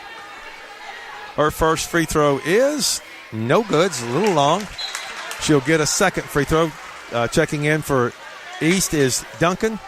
Taylor Thatch leaves, and then Morris comes in for Elkmont, and Christ will leave. So Thompson with her second free throw, attempting to cut the Elkmont lead down to 2. Her shot is up, and it is good. So it's 37-35. Checking in for East will be Witherspoon, and Thompson is coming out. Good move on Coach Thompson's part as she has 4 fouls. Yeah, to just take her out and not worry about it. Elkmont being pressured by East. They get the ball in. Hamlin over to Morris. Morris will bring the ball up, gets it across half court, nearing the 2-minute mark. 2-point lead for the Red Devils. And the ball is stolen by Taylor Farrer. Good defense by the Indians. She'll pass ahead to Thatch. Layup by Tamaya Thatch is good, and we are tied at 37. Great play there from East Limestone. Good go-ahead pass and tough finish there made by Tamaya Thatch. And that may be her first basket of the game. I'm not sure if that's her first basket, but that was certainly, like you said, it was a tough basket. So Elkmont will inbound the ball. The ball was knocked out of bounds. It'll be Elkmont ball. We're tied at 37, a minute 52 left in the ball game. Hamlin with the ball. She is double-teamed, and it's stolen by East. Farrer with the ball. She'll drive, layup, no good. Rebound, knocked loose, and they're going to give the ball to East Limestone. A lot of contact going for that rebound. And East keeps the basketball. Carwile had a good idea to try to – well, I'm sorry, not Carl. That was, I believe, number 2, Abby Broadway, had a good idea to try to throw it at the defender's feet to try to knock it out of bounds, but just didn't throw it hard enough, so it just kind of didn't really go anywhere. Right. East with the basketball. Game is tied. Carwile with it. Pass to the top to Taylor Thatch. Looking inside to Thompson. Doesn't give it to her. Farrer with the ball. They're trying to get it to Thompson. It looks like it's a little 4-out, 1 in. Passing the ball around. Tamaya over to Farrer. Carwile cuts back door, but wasn't open. Farrer's going to drive, kick it over to Taylor Thatch for a right wing 3. No good. Rebound goes to Robinson. She passes to Tylee Thomas, and Elkmont with the ball. Nearing the 1-minute mark. Thea Hamlin's going to slowly bring the ball across half court. Now she drives, kicks it.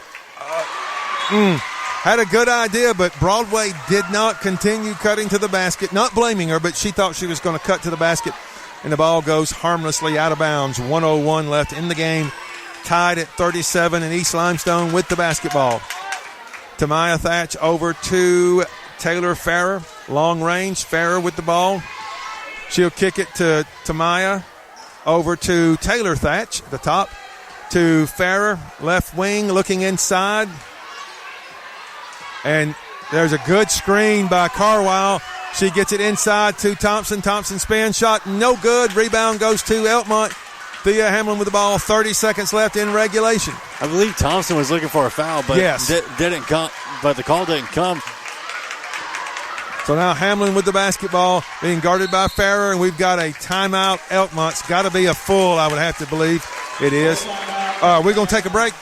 Okay, we'll take a break. 20.1 seconds left. Your score is tied, and you're listening to Limestone County High School basketball from Play Action Sports.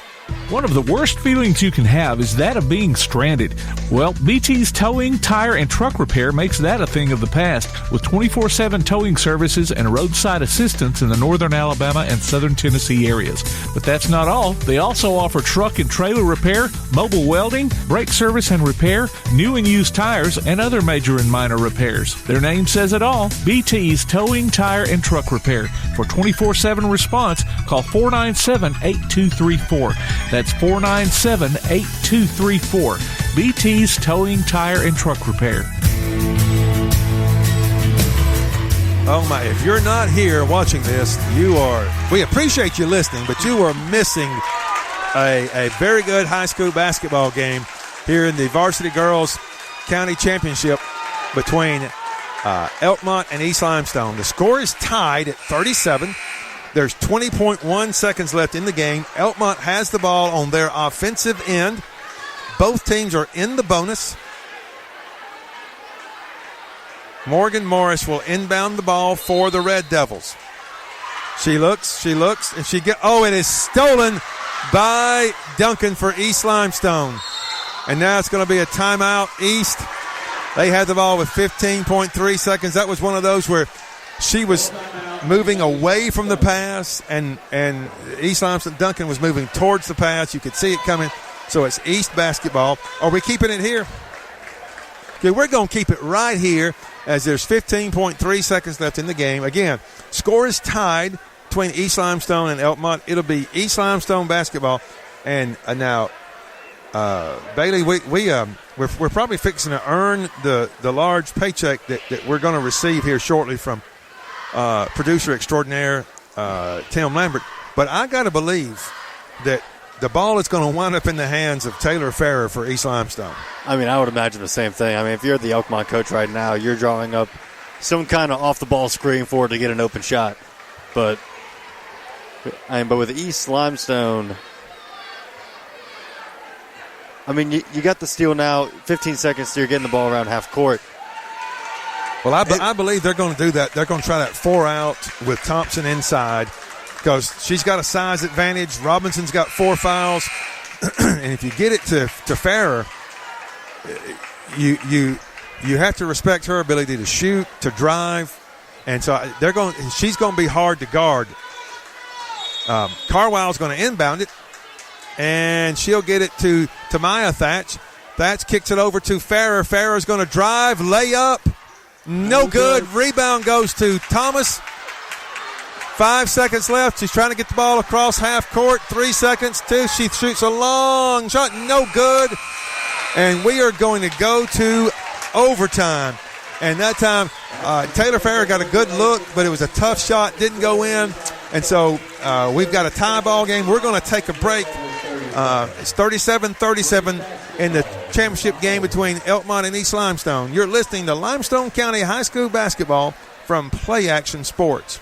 Come on out to Village Pizza on the Athens Square for the best freshly made pizza, wings, pasta, sandwiches, salads, and more. Folks from all over the Southeast rave about their food, service, and great atmosphere. See for yourself. Village Pizza, 222 West Market Street in Athens. Since 1951, Cream Delight in Athens has been a Valley tradition. From their upside-down banana split and milkshakes to chili dogs and pretzels, Cream Delight has served generations from the same walk-up location. Cream Delight, 401 West Washington Street in Athens. Limestone County High School sports are brought to you in part by Limestone County Commission Chairman Colin Daly. Visit the County Commission page at limestonecounty-al.gov to keep up with what's going on in the county and find out what ranks us in the top 5% in the state. You can also call Colin at 256-233-6400 or on his cell phone at 256-800-4544. What makes a better banking experience? A lot goes into it, but the heart of that equation is helpful people who offer a genuine smile and actually know your name. It sounds simple, but these days that personal touch can be hard to come by. At Citizens Bank and Trust, friendly personal service is something we live by. It may seem like a small thing, but we invite you to see the big difference it makes. Citizens Bank and Trust, member FDIC.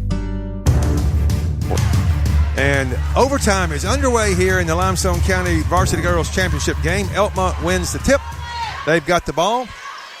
Morris under a lot of pressure from Farrer. She picks her dribble up, hits a cutting Hamlin. Hamlin loses control of it, picks her dribble up, and the ball is stolen by Tamaya Thatch. Good defense by East Limestone. Farrer drives, layup, good. East with the first basket in overtime.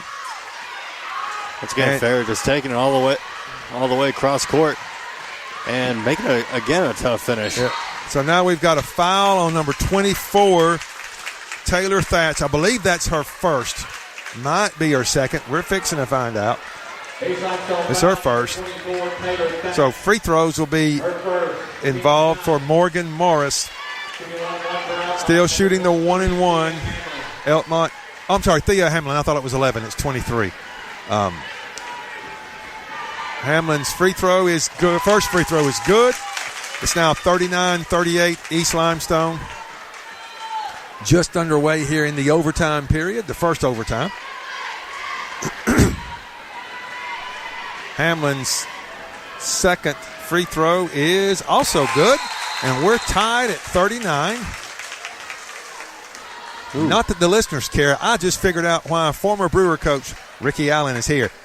Jessica Thompson, East Limestone's coach, played at Brewer and played for him, so he's showing loyalty to his former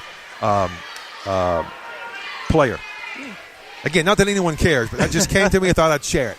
39-39, 3:10 left on a counting clock. East with the ball. Good pass inside to Taylor Thatch, but it's blocked by Tylee Thomas. Yep. Out of bounds to East Limestone. Good rotation there by Thomas to get there in time for the contest.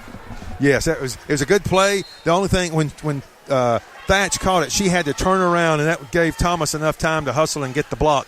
East with the ball. Carwile up top. She's handling the basketball over to Taylor Thatch, right wing. She looks inside, and that's going to be the fifth foul on Paige Robinson. And I know she's disappointed, but I want to tell her, if they didn't call the foul, she's fixing to shoot a layup. And I don't know how Elkmont's going to guard Thompson now. She's been hard to guard. They've done a good job, but at the expense of some foul trouble. She'll go to the line and she'll shoot. I guess it's a 1-and-1. I thought it was going to be the double bonus, but it may not be. Maybe the next foul. Doesn't matter. Free throw is good. And East leads 40-39. 2:58 left in the first overtime. Thompson with the basketball for her second free throw. It is good as well. And they'll sub Thompson out. Witherspoon will come in as East leads 41-39. And as we said earlier, Thompson has 4 fouls, so Coach Jessica Thompson does not want her to get her 5th foul. And it's a kind of an offense-defense thing. Pressure now. Elkmont throws it away. Picked up by Tamaya Thatch. Over to Duncan. Duncan to Thatch to Carwile. To Duncan. Duncan kicks it over to Thatch to Taylor Farrer. And East backs the ball out. Now she's going to drive. And the layup is no good. Got bumped by Hamlin, but no call. Rebound goes to Elkmont. Hamlin with the basketball. She crosses half court. Looks inside to an open Morris. Her shot is blocked, though. By the time she could catch it, Farrer had a nice recovery. She blocks it out of bounds. Ball will go to Elkmont. It looked like she had a chance for an open layup, but the pass was a little inside, and then Farrer made a good recovery. Yeah, he was able to get in good position for a contest. Nice play by Elkmont on inbound. Shot no good. Rebound by Carwile, and she is fouled by Morgan Morris. That'll be, I think, her second foul.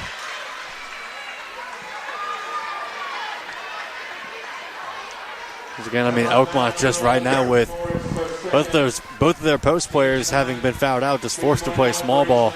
Yes. Which Elkmont has been, East Limestone has just been excelling at. And going to the line is Riley Carwile. Her first free throw is good. East has also done a good job at the free throw line. 42-39, East Limestone up by 3. 2:19 left in overtime. Next free throw is also good, and East has a 4-point lead. Elkmont being pressured. Thea Hamlin, she can just bring the ball up if she'd like to, and she does. Drives, the ball is tipped. Good play by Carwile to knock it away. Picked up by Taylor Farrer, and East will call timeout to maintain possession. Let's see, I believe it'll be a full timeout, not positive. Let's just see what he says. It is a full timeout, so we'll take a break. 2:09 left in the game. East leads Elkmont 43-39. You're listening to Limestone County High School basketball from Play Action Sports. Gin House Barbecue has been an Elkmont tradition for many years, and that tradition continues today. Come by for a visit and try out some old favorites as well as some tasty new additions. Barbecue pork, ham and chicken, St. Louis-style ribs, catfish, pork chops, hamburger steak, just to name a few. They're open early for breakfast, too, so take a drive up to 18060 Upper Fort Hampton Road in Elkmont, just 0.3 of a mile east of Highway 127. Eat in or call ahead and have your order waiting on you. Call 732-4579. Gin House Barbecue and Elkmont tradition. It'll be East Limestone basketball when we resume play here shortly in the first overtime. East has a 43-39 lead over the Elkmont Red Devils. It'll be East basketball. Both teams will be in the double bonus from here on out. So East will inbound underneath their defensive basket.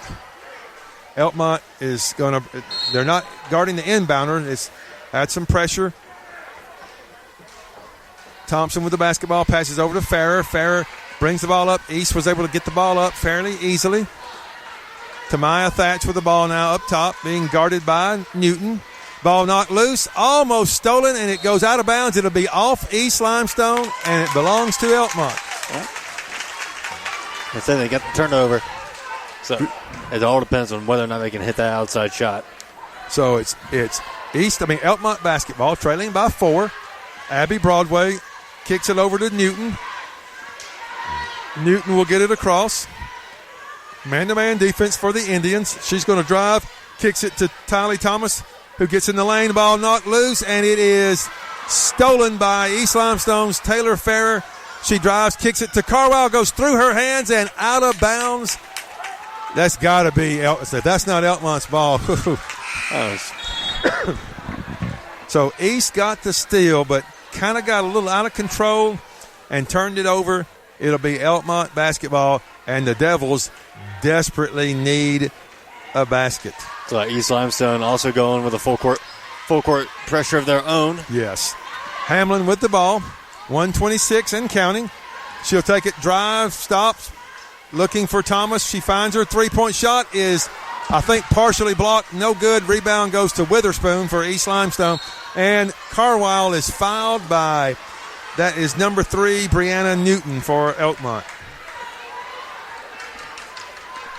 Man, it seems tough too. It's like when you know the whole game plan is that they're going to be the person I'm going to make this 3, you may end up forcing some shots on yourself, and that's what that felt like there. Right. Just immediately taking the step behind the line and trying to throw up a 3. So it'll be 2 shots here for Carwile. First shot is up and in. It's 44-39. Now the good news for Elkmont, whether she makes this or not, it's a 2-possession game with the 3-point shot. So to me right now, if I'm Elkmont, we're trying to get one more point than East got on their, and they made 1 free throw. So you don't have to have a 3 right here if you're Elkmont. Hamlin with the basketball. She is double team right side under a lot of pressure, and they're going to call a jump ball. Oh my goodness. That was very quick for a jump ball. Yeah, that's entirely. That felt way too fast. Yes. Elkmont coach Sam Wallace is handling that jump ball call better than I ever would have handled it. East basketball. Carwile drives, dishes it at the feet of Thompson, and there's going to be a jump ball, and it goes back to Elkmont. And that one was just as fast. Yep, 1 minute left. I can see that one. The other one, I don't know what he saw. Yeah. I just don't know. But it's Elkmont ball, 1 minute left. Devils trail by 5. Newton inbounds it to Thomas. Thomas gets a cutting Thea Hamlin. Hamlin will kick it out to Christ. Christ throws it looking for Broadway. Ball is knocked loose. Thomas gets it. Cross-court pass to Christ. She had to try to save it, and she could not. East comes up with it. Duncan layup, no good. Rebound goes to Broadway. Not sure why she shot that. Christ with the 12-footer, no good. Rebound, Witherspoon for East Limestone. Tamaya Thatch with it, and they're going to get Newton with a foul. 32.6 seconds. Got to tell you, I think Coach Thompson would have liked to have seen Duncan dribble that ball out. Yeah. That's right. I just looked down at my hands, so they've just been like this the whole time when I was watching that whole sequence. Because I'm not sure, when you get that kind of inbound pass, you have a whole lane in front of you. You just don't take the 12-footer. Right. Shot is up and good by Tamaya Thatch. It's now 45-39 East Limestone. This is a huge free throw right here. If she makes it, it's a 3-possession game.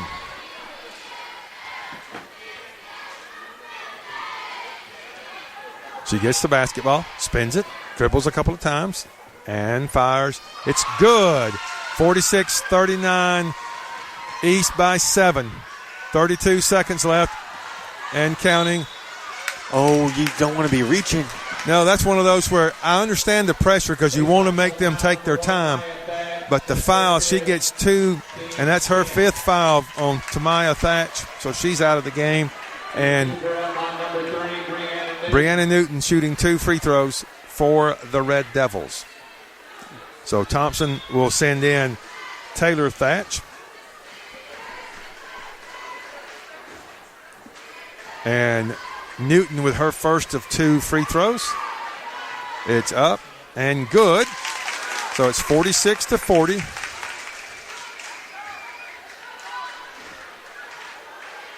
And her second free throw is also good. 46-41. 29.4 seconds left in the game. There's inbound, and immediately Thea Hamlin fouls Riley Carwile. So that foul on Hamlin is her 3rd. And I'll say this, you either don't foul in the backcourt and try to get a turnover, or you foul immediately. I think whichever one they want to do, neither one's wrong. So they fouled immediately. Carwile makes the first one. It's 47-41.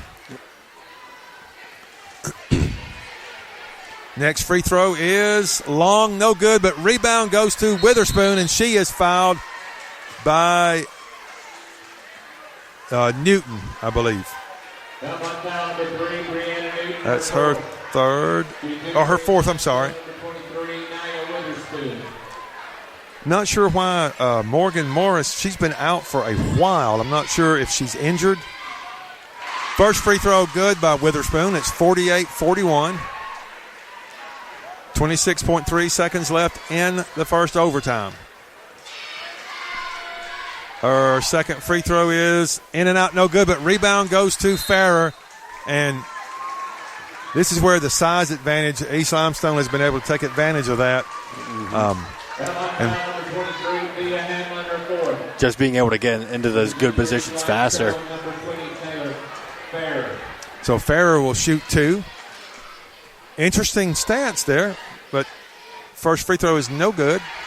Almost kind of took a step back, almost kind of like stepping into a free throw. And speaking of interesting, I don't know if you knew this or not, but Taylor Farrer has a cousin that plays at Clements, and her name is Taylor Farrer. Next free throw also no good. Rebound goes to Broadway for Elkmont. They come down the floor. They need a basket in a hurry. Hamlin with it, gets tied up, ball knocked loose, almost stolen. Chris keeps it. And they're going to call a timeout, I believe, or maybe it's a foul. Let's see what they called. Calling a timeout. You want to take a break or just keep it here? Okay, we'll keep it here. There's 13.1 seconds left. Elkmont called timeout. They trailed East Limestone 48-41 in overtime in the Varsity Girls Championship game of the 2022 Limestone County Tournament being hosted by Ardmore. And Bailey, there's a good crowd here. It's not capacity, but it's pretty darn close. Yeah, it's honestly very packed for the finals of a high school basketball tournament. I mean, I know you said it's not capacity, but just about almost every seat here is filled. Well, if you didn't have the end zone, the baseline seats, it would be overflowing. You know, I won't say most schools, but the newer gyms, a lot of them have seating underneath the baskets, but in some of the older ones they don't, and you'd have people standing if it wasn't for those. Heck, you still got some over there. Yep. Over in the corner. So it'll be Elkmont basketball. 13.1 seconds left. Morgan Morris has checked into the game for Elkmont. She's looking, still looking, and caught by Tylee Thomas under a lot of pressure. She's trying to get her shot off. She does. It is good. Tylee Thomas with the 3, 48-44. East, I think the clock's just going to run out, and it does. I believe that'll be it. That is it.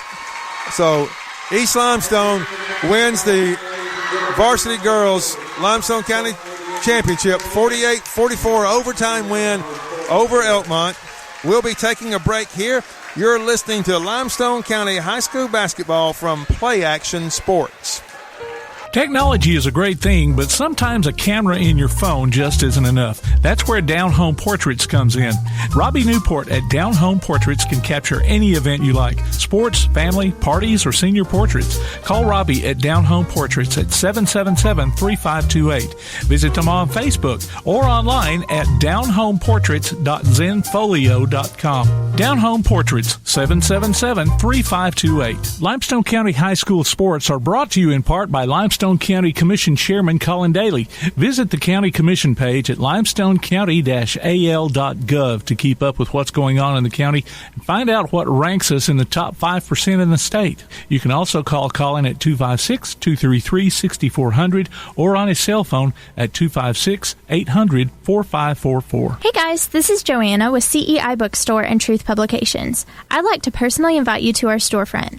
While you're here, you'll find a variety of Bibles, children's gift items, trustworthy study materials, and more. Come check out our children's section. It's filled with Bible stories, picture books, games, toys, and a growing selection of homeschool materials. Here at CEI Bookstore, our goal is to provide you with trustworthy resources to bring you and your family closer to God. Stop by, and our friendly staff will be happy to help you find material that fits you and your family's needs. CEI Bookstore and Truth Publications. Taking his hand, helping each other home. What makes a better banking experience? A lot goes into it, but the heart of that equation is helpful people who offer a genuine smile and actually know your name. It sounds simple, but these days that personal touch can be hard to come by. At Citizens Bank and Trust, friendly personal service is something we live by. It may seem like a small thing, but we invite you to see the big difference it makes. Citizens Bank and Trust, member FDIC. Gin House Barbecue has been an Elkmont tradition for many years, and that tradition continues today. Come by for a visit and try out some old favorites, as well as some tasty new additions. Barbecue pork, ham, and chicken, St. Louis-style ribs, catfish, pork chops, hamburger steak, just to name a few.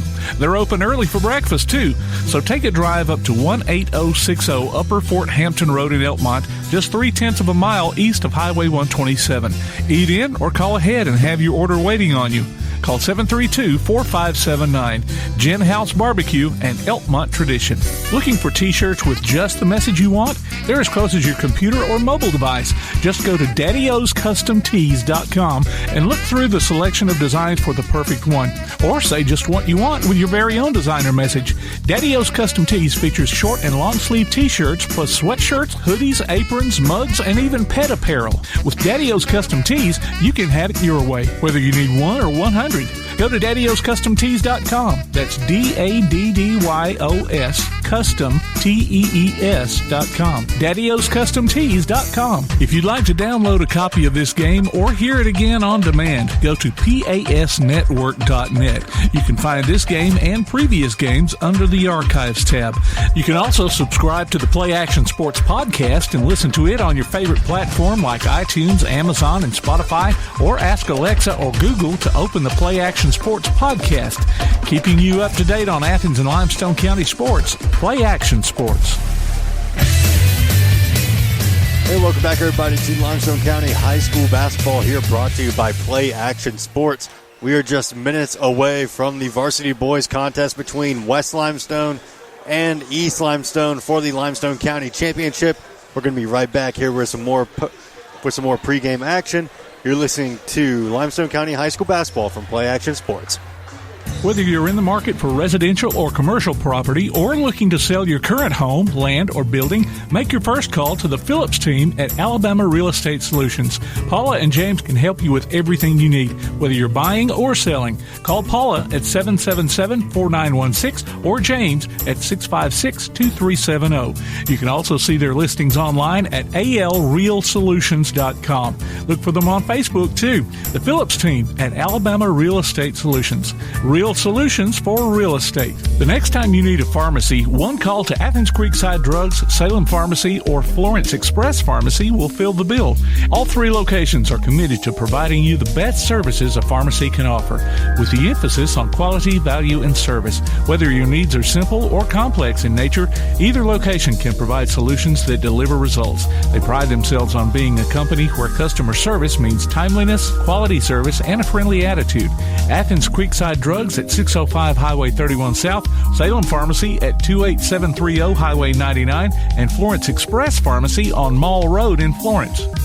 The Bama Zach Memorial Scholarship has been set up to honor the legacy of Bama Zach Green, a huge fan of the Crimson Tide, along with Limestone County sports. The scholarship will go each year to a male and female athlete from Limestone County. Checks should be made out to Bama Zach Memorial Scholarship and can be sent in care of Garth Garris, 13833 Pinnacle Drive, Athens, Alabama, 35613.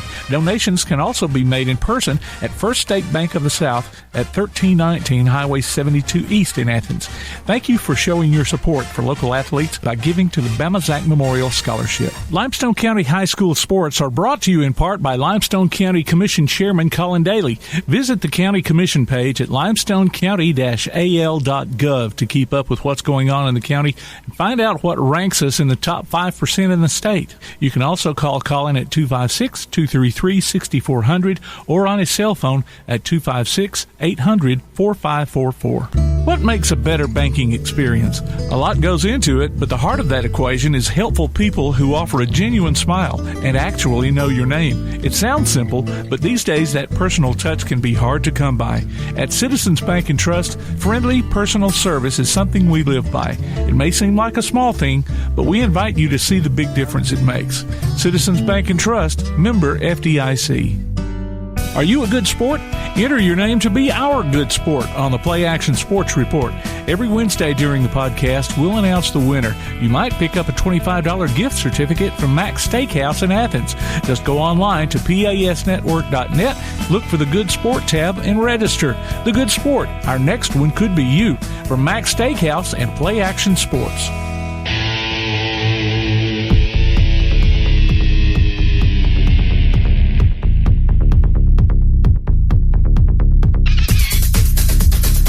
We're live with former Athens High School Lady Golden Eagle coach Randy White. And, Coach, it is always good to see you. Well, hey, it's good to be seen. You get as old as I am, Paul. Well, I understand. I won't say this to you because, number one, you can still whip me. And I do have a great amount of respect for you. But it's like I tell the kids that are younger than me, no matter how old you get, I will always be older. So, that's what I tell them. But Coach, we were talking about on the air, the game just then, I couldn't call it a masterpiece, but it was a very entertaining ball game between East and Elkmont. I don't know, did you get to see any of it? I didn't get to see any. Okay. I stuck my head in the door every now and then, but, actually we're here just kind of promoting our Hall of Fame. Okay. And, we've had several people to pick up some nominations, but I would encourage anyone, if you have anyone in your community that you feel is deserving to be in this Hall of Fame, we would like for you to either go online or, contact one of the board members and get someone nominated. And this is something that if they were born in Limestone County, even if they went off and played, whether it was college ball or whatever they did that would make them worthy, it doesn't have to be something they did in Limestone County, correct? No, but I mean, here's, if you get a chance to promote it, here's a little form during the game, whatever you can hit it. But like I said, we just, we as board members cannot nominate anyone, so it's important that there's some worthy individuals out there from different communities, and we sure like to see them nominated. And if you, just take a few minutes out of your time, and if you don't want to nominate somebody, you reach out to someone that will. But we sure would like to get every deserving candidate at least to be on the ballot and hopefully have a shot to be inducted. And is there a deadline? The deadline for this year is the end of this month, but, if you don't get it in by then, hopefully this COVID will go away and we'll have a class each and upcoming year. So, once you get on the nomination form, we do not remove you. You're on there permanently. And so is the plan right now to have your banquet? Right. I was just telling Tim right now we're good to go in June the 10th and June the 11th. And so we're looking forward to having it and hopefully get back on track. Okay, well, Coach, we're glad you stopped by for a few minutes, and we'll push this a time or two at least in the broadcast. Thanks a lot. Good to see you, Paul. Good to see you, too. That was former Athens Lady Golden Eagle head coach Randy White, who is here to promote the Limestone County Sports Hall of Fame. And we're getting ready for action in the varsity boys county championship game, East Limestone against West Limestone. Now, I'm going to do we switch headsets or you just keep it? Okay. So they've given the starting lineups. I will have to tell you, I didn't hear one starter named. So I will be doing a lot of looking and trying to find who they are. So there could be some rather uncomfortable pauses and possible dead air. But, hey, those things happen from time to time. For West Limestone, it looks like we've got Tucker Weatherford, Colin Patterson, Easton Smith,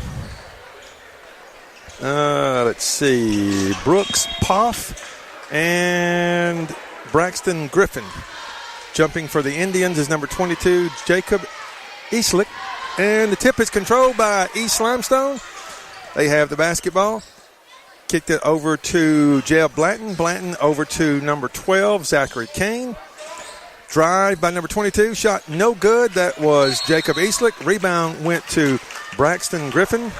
And there is a foul called on East Limestone. So it's going to be on number 22, Jacob Eastlick. So Eastlick. His first, team first. So let me, if I can find my trusty ink pen, I will mark that down. West with the basketball under pressure. They get it inbounds fairly easily. There's a drive. I cannot believe he didn't get called for a walk. But the turnover was forced by East Limestone. That is Jalen Miles with the steal. So East has the basketball. No score, just underway. Drive, wild shot by Jeb Blanton. No good. Rebound goes to West. Under pressure, and the ball is through the hands of Brooks Poff. And again, Bailey, your name escaped me for a moment, but I managed to bring it back. That was one where it was just the pressure forced the dribbler to go a little fast. He threw the ball a little bit too hard, and Five couldn't handle it. So it's East ball. Shot no good. Rebound goes to East. That is Eastlick. Three-pointers up, no good by Blanton. Ball goes out of bounds to West Limestone.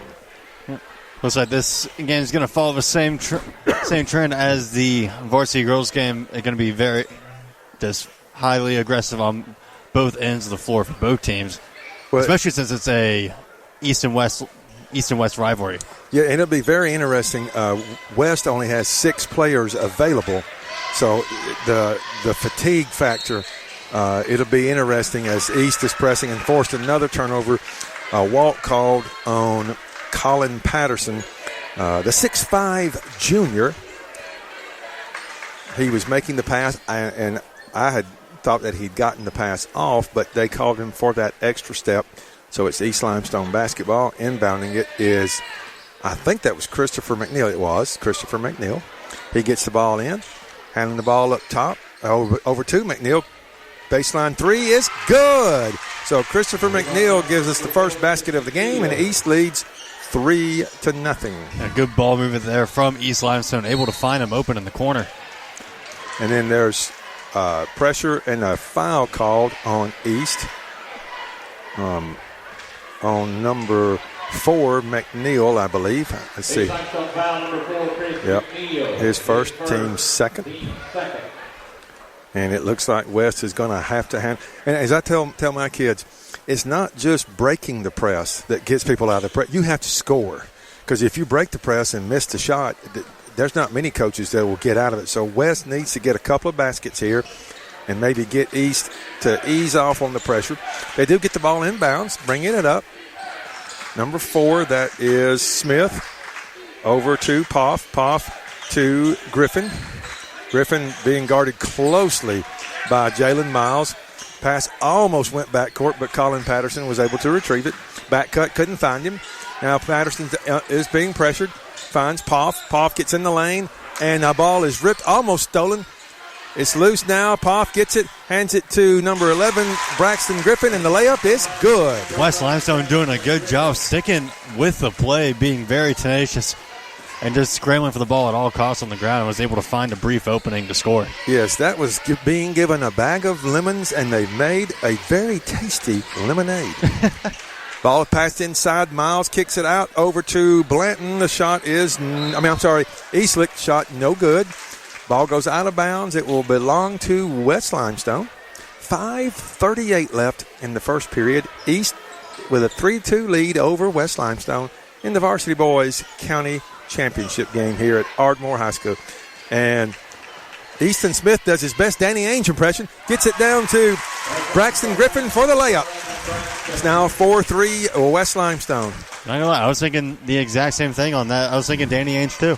Yep, it was like I was watching the Catholics and the Mormons all over again. Shot no good by that was number 22, Jacob Eastlick. He had a what do you call that when they go from the right side and they shoot? I can't think of it. It was a layup. He missed it. That's not the word I'm looking for. But he missed the shot. West came down. They missed the jumper. East with the rebound. That is Zachary Kane at the top, handling the basketball. Now he penetrates, draws the defense, kicks it to Miles. Three-pointer, good. Miles with the three. So East leads 6-4. Number 34 showing for East Limestone that just because you play the center position doesn't mean you can't have an outside shot. Kind of resembles another 34 that played in this state many years ago. Smith with the basketball. He dishes it down to Griffin. Shot no good. Rebound to East. That will be Kane with the basketball.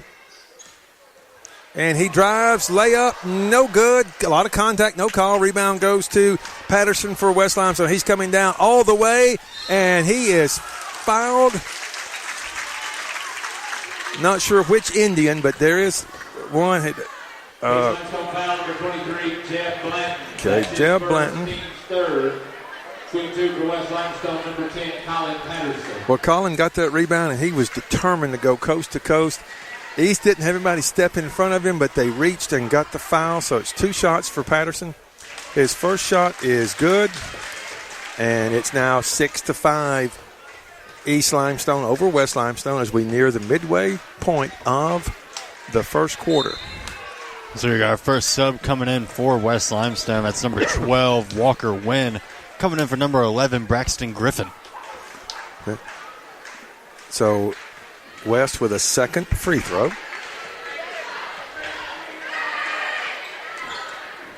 Looks like that one's not going to fall, and East Limestone's going to recover it. So East with the basketball in a 1-point lead. Kane brings it down. Over to McNeil. McNeil drives, layup, good. I looked down to make sure I got his name right. Must have made a nice move on the drive to right side for the layup. It's 8-5 East Limestone. Good move by McNeil, kind of going toward the middle of the rim and then sticking his arm out to the side.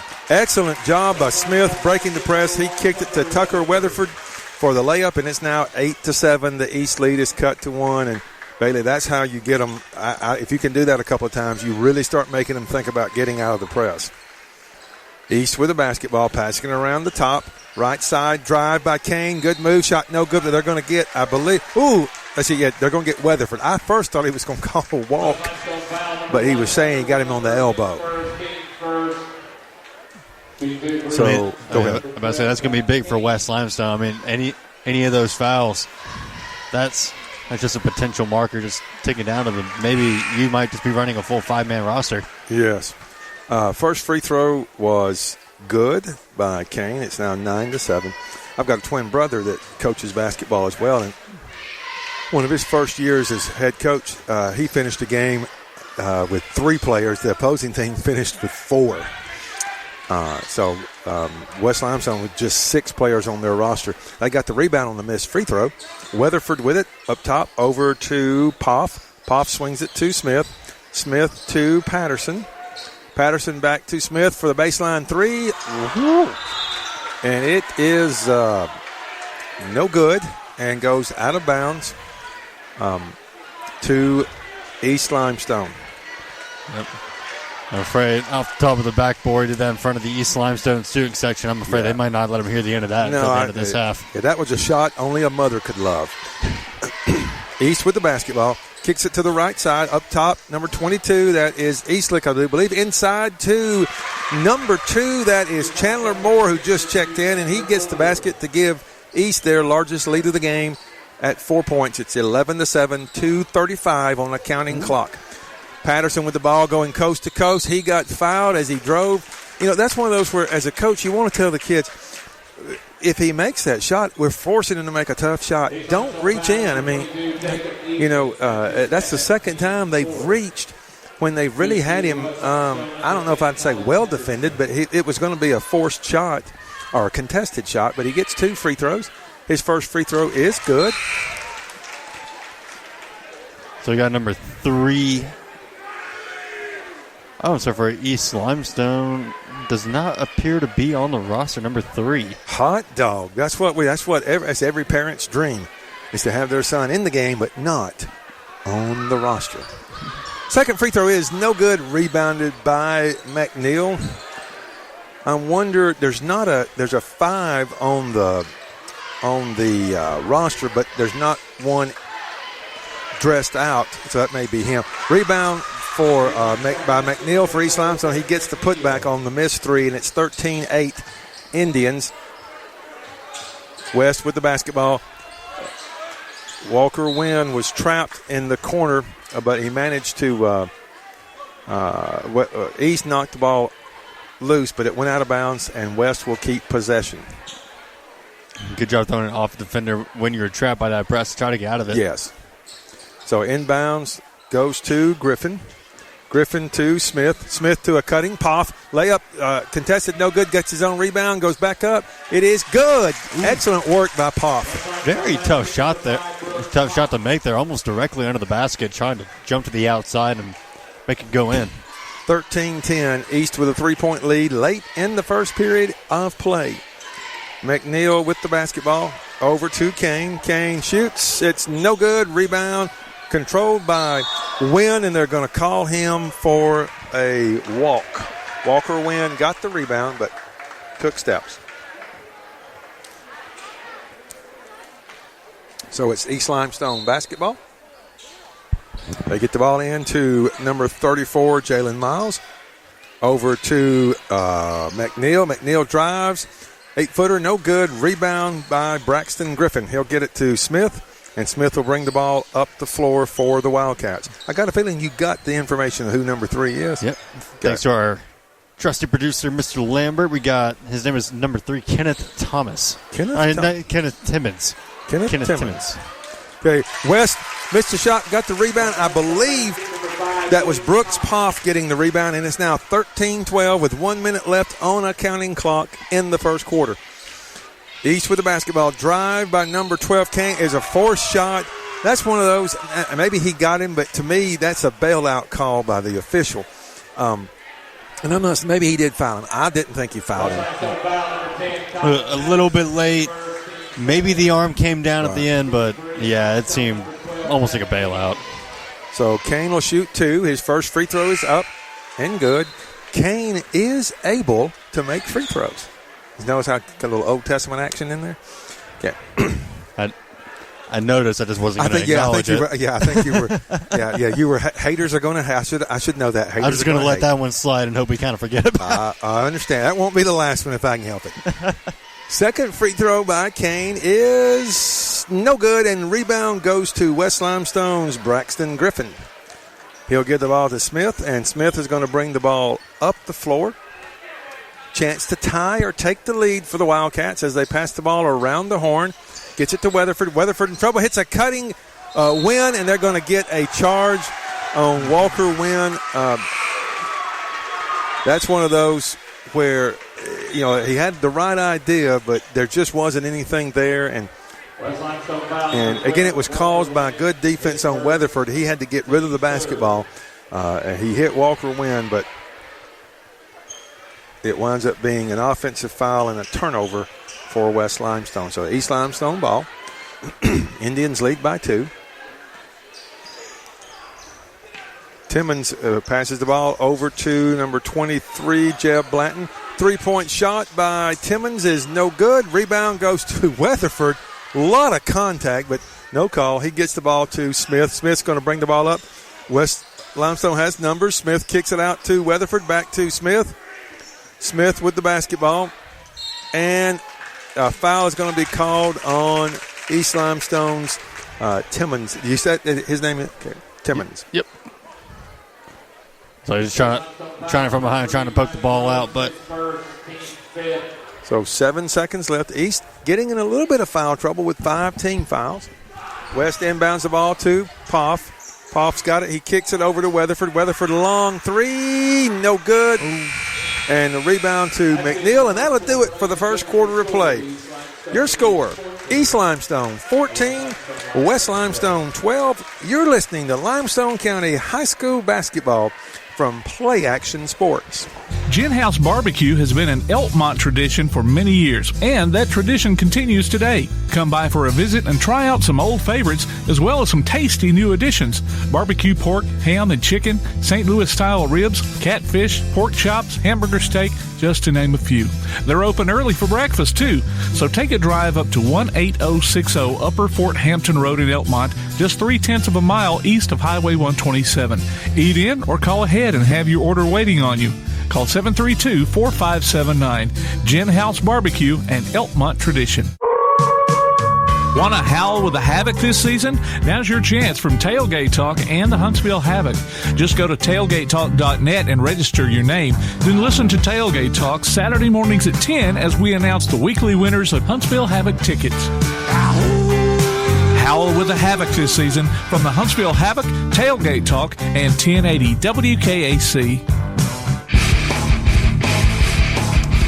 It looks like I'm going to go with West Limestone basketball to start the second quarter. The Wildcats trail the East Limestone Indians 14-12. Smith gets the inbounds for the Wildcats. He'll pass it over to Griffin. Griffin to Weatherford to Wynn. Wynn at top of the key. Kicks it over to Griffin to Weatherford. And the ball is stolen by McNeil for East. He goes and he misses the combination layup dunk. Rebound goes to East. Running 10-footer, no good. Rebound East, shot no good. Tip, no good. Rebound goes to Wynn for West Limestone. He'll get it to Smith. Smith coming down. Kicks it to Patterson. Patterson being triple teamed, and he is fouled by an East Limestone Indian, I think, Jeb Blanton. Yeah, looks like it was on number 23, Jeb Blanton. But I don't know if I've ever used the phrase, I heard that steal. I heard that steal. That was a smack and a half on that ball.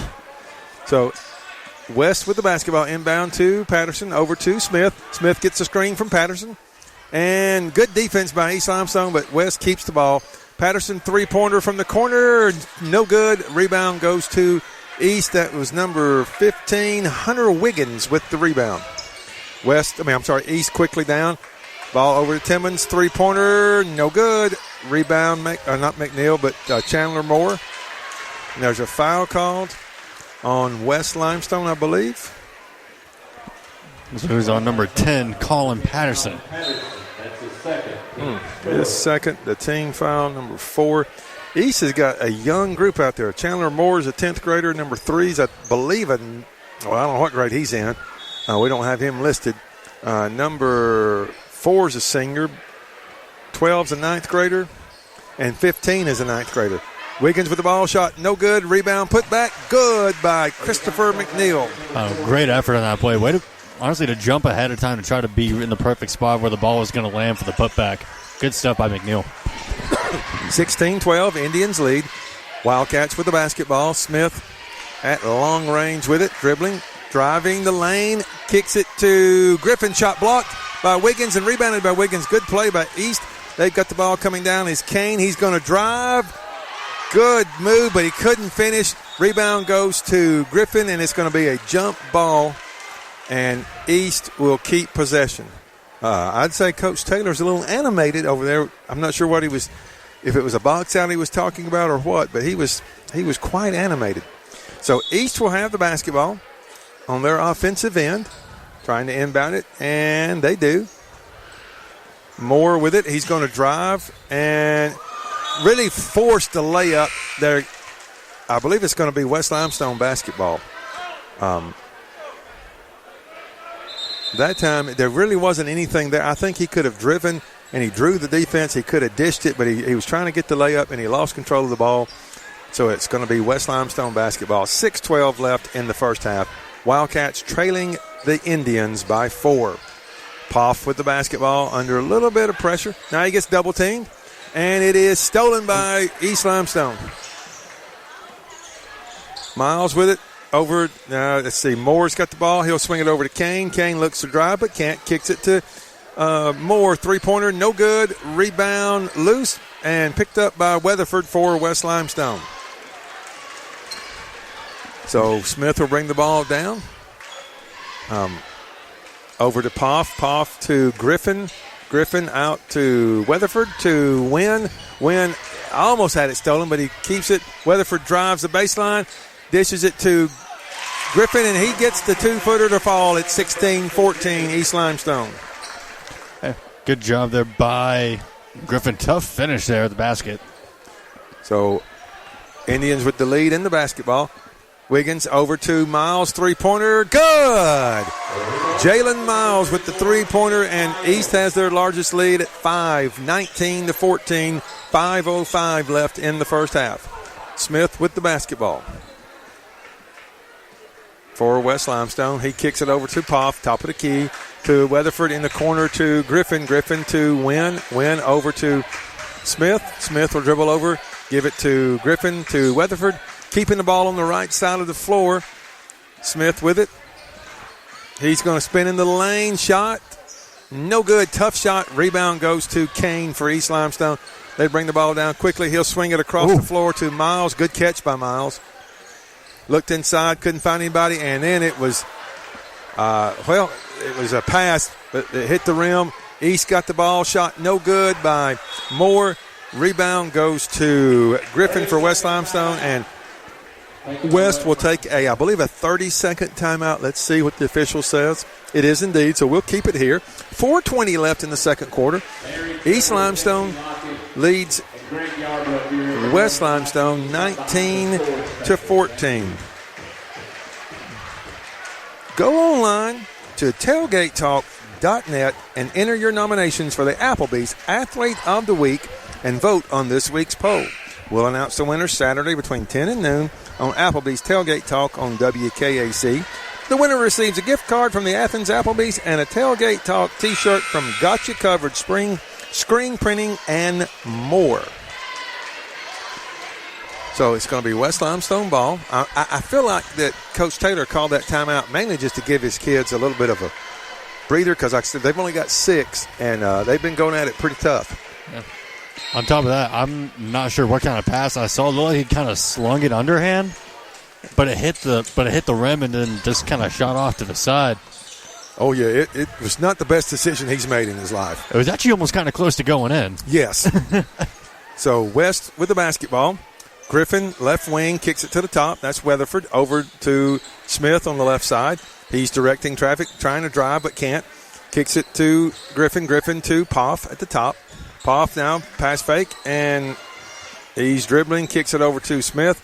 West Limestone can't get any kind of dribble penetration going, but they're being very patient.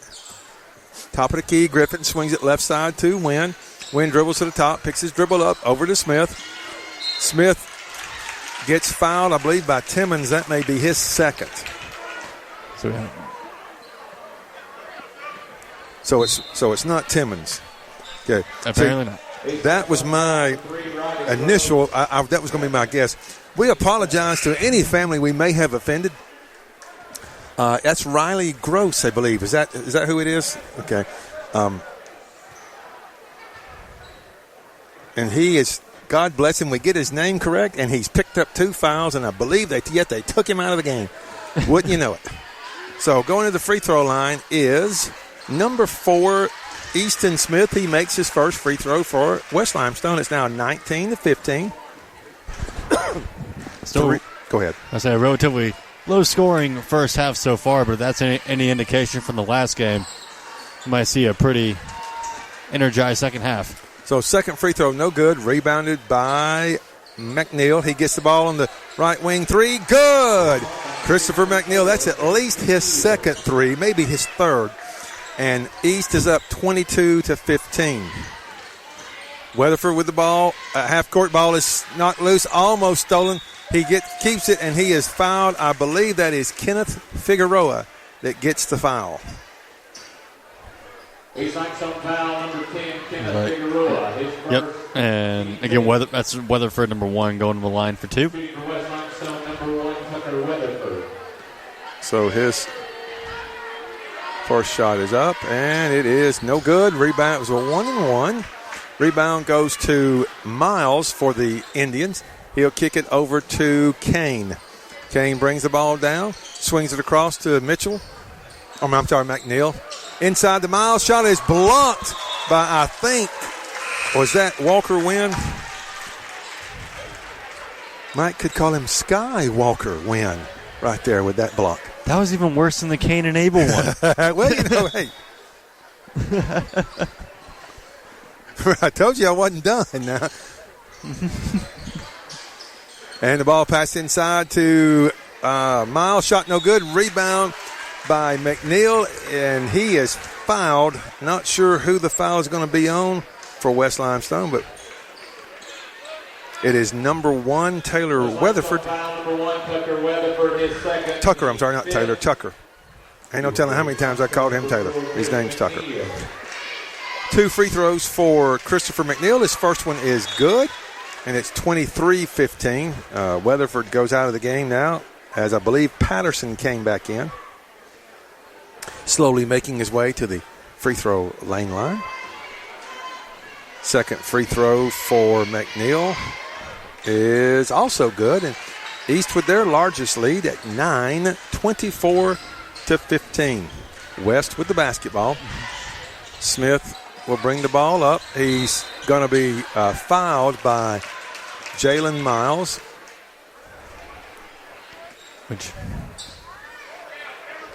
A foul like that is tough. It's like you want to stay with the guy that's trying to blow right past you, but you don't want to reach to do it. No, and like I said, that's a foul. You know, you're 40 feet from the basket. He's not going towards the basket. It's just unnecessary. So Smith will shoot the 1-and-1. It's no good. Rebound goes to Kane for East Limestone. He'll bring the ball down. Dribbles between his legs, still looking. Good idea, pass it to Figueroa, but he couldn't get a shot off. Good recovery by the Wildcat defense. Kane with it now. Kicks it over to McNeil. McNeil's going to shoot a 3. You can't let him do that. It's no good this time, though. Rebound goes to Miles. He'll kick it out to Kane. Kane's going to drive, pull up, 15-footer, good. Very, very textbook between the legs, step back from the free throw line. Good motion there. West now trailing 26-15. They have the basketball. Smith over to Poff. Poff to Weatherford. Weatherford to Smith. Smith to Griffin. Griffin ball is knocked loose and stolen by Moore for East Limestone. Shot no good. Follow, though, by Miles is good. And it's now 28-15. East with a 13-point lead late in the second quarter. Smith will bring the ball all the way down. Spin. Nice move. Layup. Good. And he is fouled. Looking like a Russell Westbrook kind of play. Just full court at full speed. Spin to the post. Very tough finish. And if this was scored on degree of difficulty, that would have been an extra point right there because that was a tough shot. But it goes in and he gets the bonus free throw. Chance to cut the lead to 10. His free throw is good, and it's 28-18. I don't know if I heard your answer or not there, producer Lambert. Do we have a halftime guest? Okay. Is it a surprise? Basket good by East Limestone. That was number 34, Jalen Miles, on the tough finish. So it's 30-18. Ball is stolen, or almost stolen by East, but West keeps it. Smith has the ball. He dribbles out. And he's going to penetrate, kick it to Win. Win inside to Poff. The ball is knocked loose and stolen by East Limestone. Moore with it. He's going to be called for a charge right there. That's a pretty easy call. Mm-hmm. Let's see. We got a halftime. It looks like, from the Athens News-Courier, Adam Dodson, I believe. Yes, Adam Dodson. So we'll be talking with Adam about all things related to Limestone County sports. He is a sports dude. I mean, that's a stupid question, I guess. But, all things Limestone County sports. We'll see what Adam has to say at halftime. West with the basketball. Ooh. Nice spin move by Patterson all the way. He misses the layup. Rebound. Put back good by Braxton Griffin. Oh, I'm glad the putback was there to be made.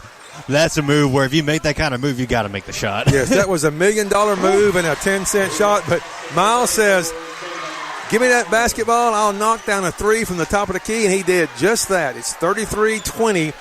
East Limestone, 30 seconds and counting left in the first half. West Limestone with the basketball.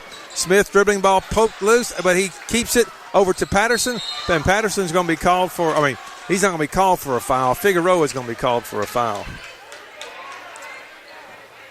Tell you, I like East Limestone makes you earn everything you get. Mm-hmm. Well, they will not let up on this kind of pressure.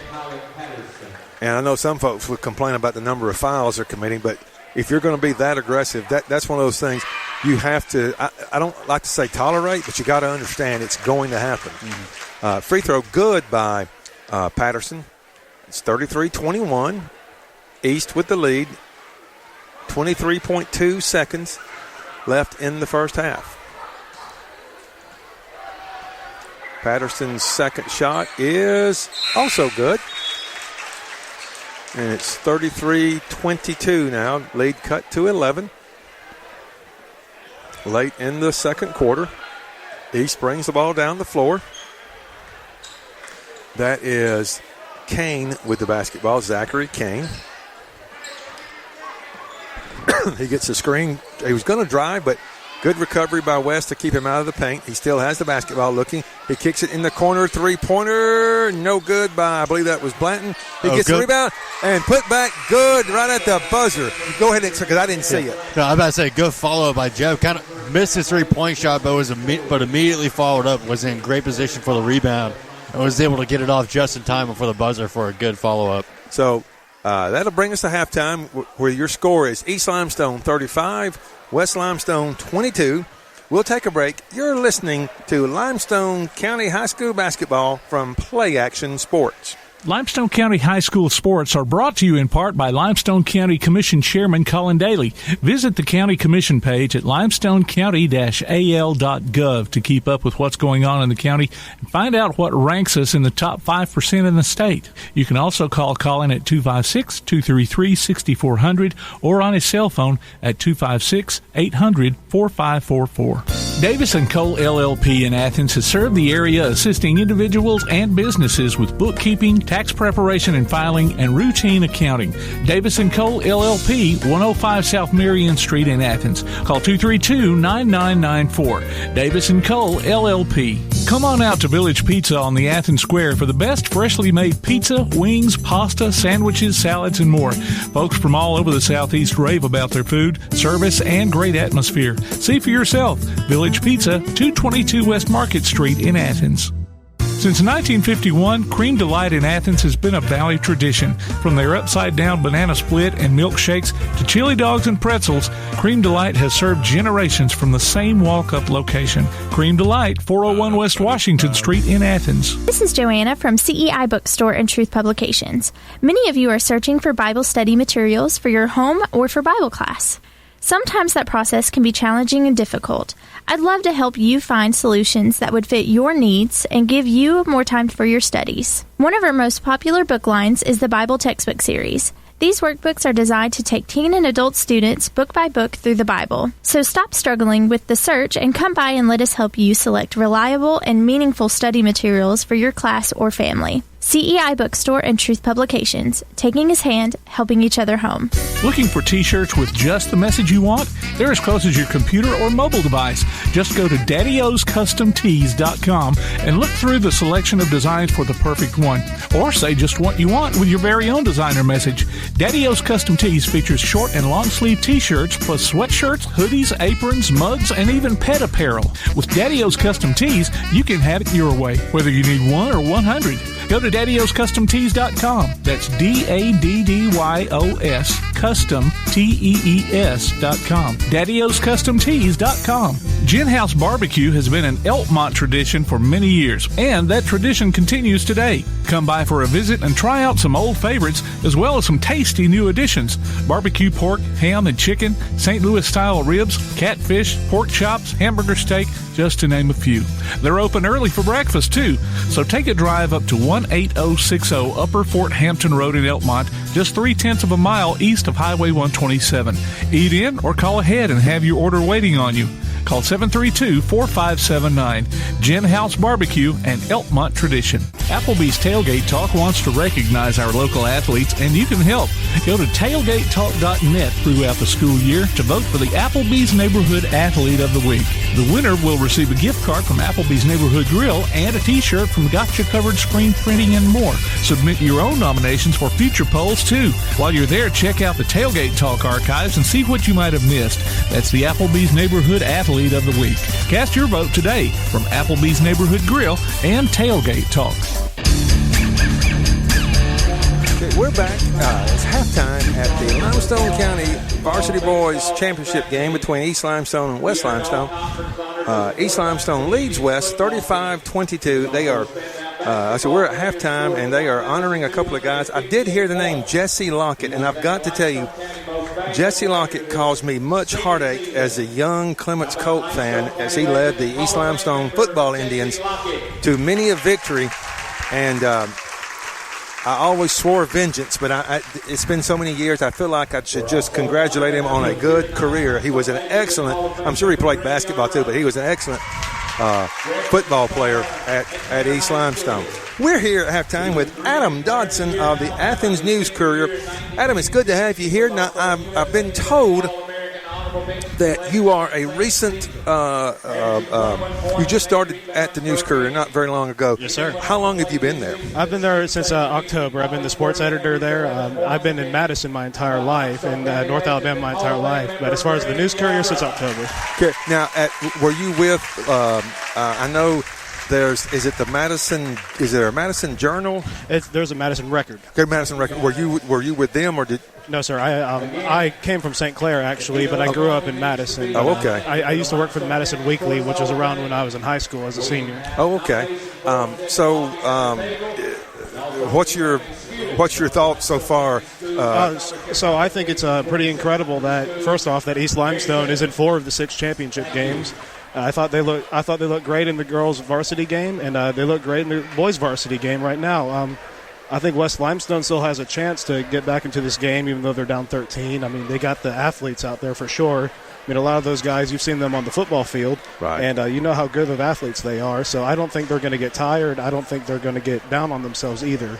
But East Limestone looks really good right now. They do. And I think it's been this way with the boys. I know for a fact in the girls' games, every game in the tournament was close, very competitive. Oh, yeah. I think it got started, I suppose, Monday night. It was Ardmore. I can't remember who played.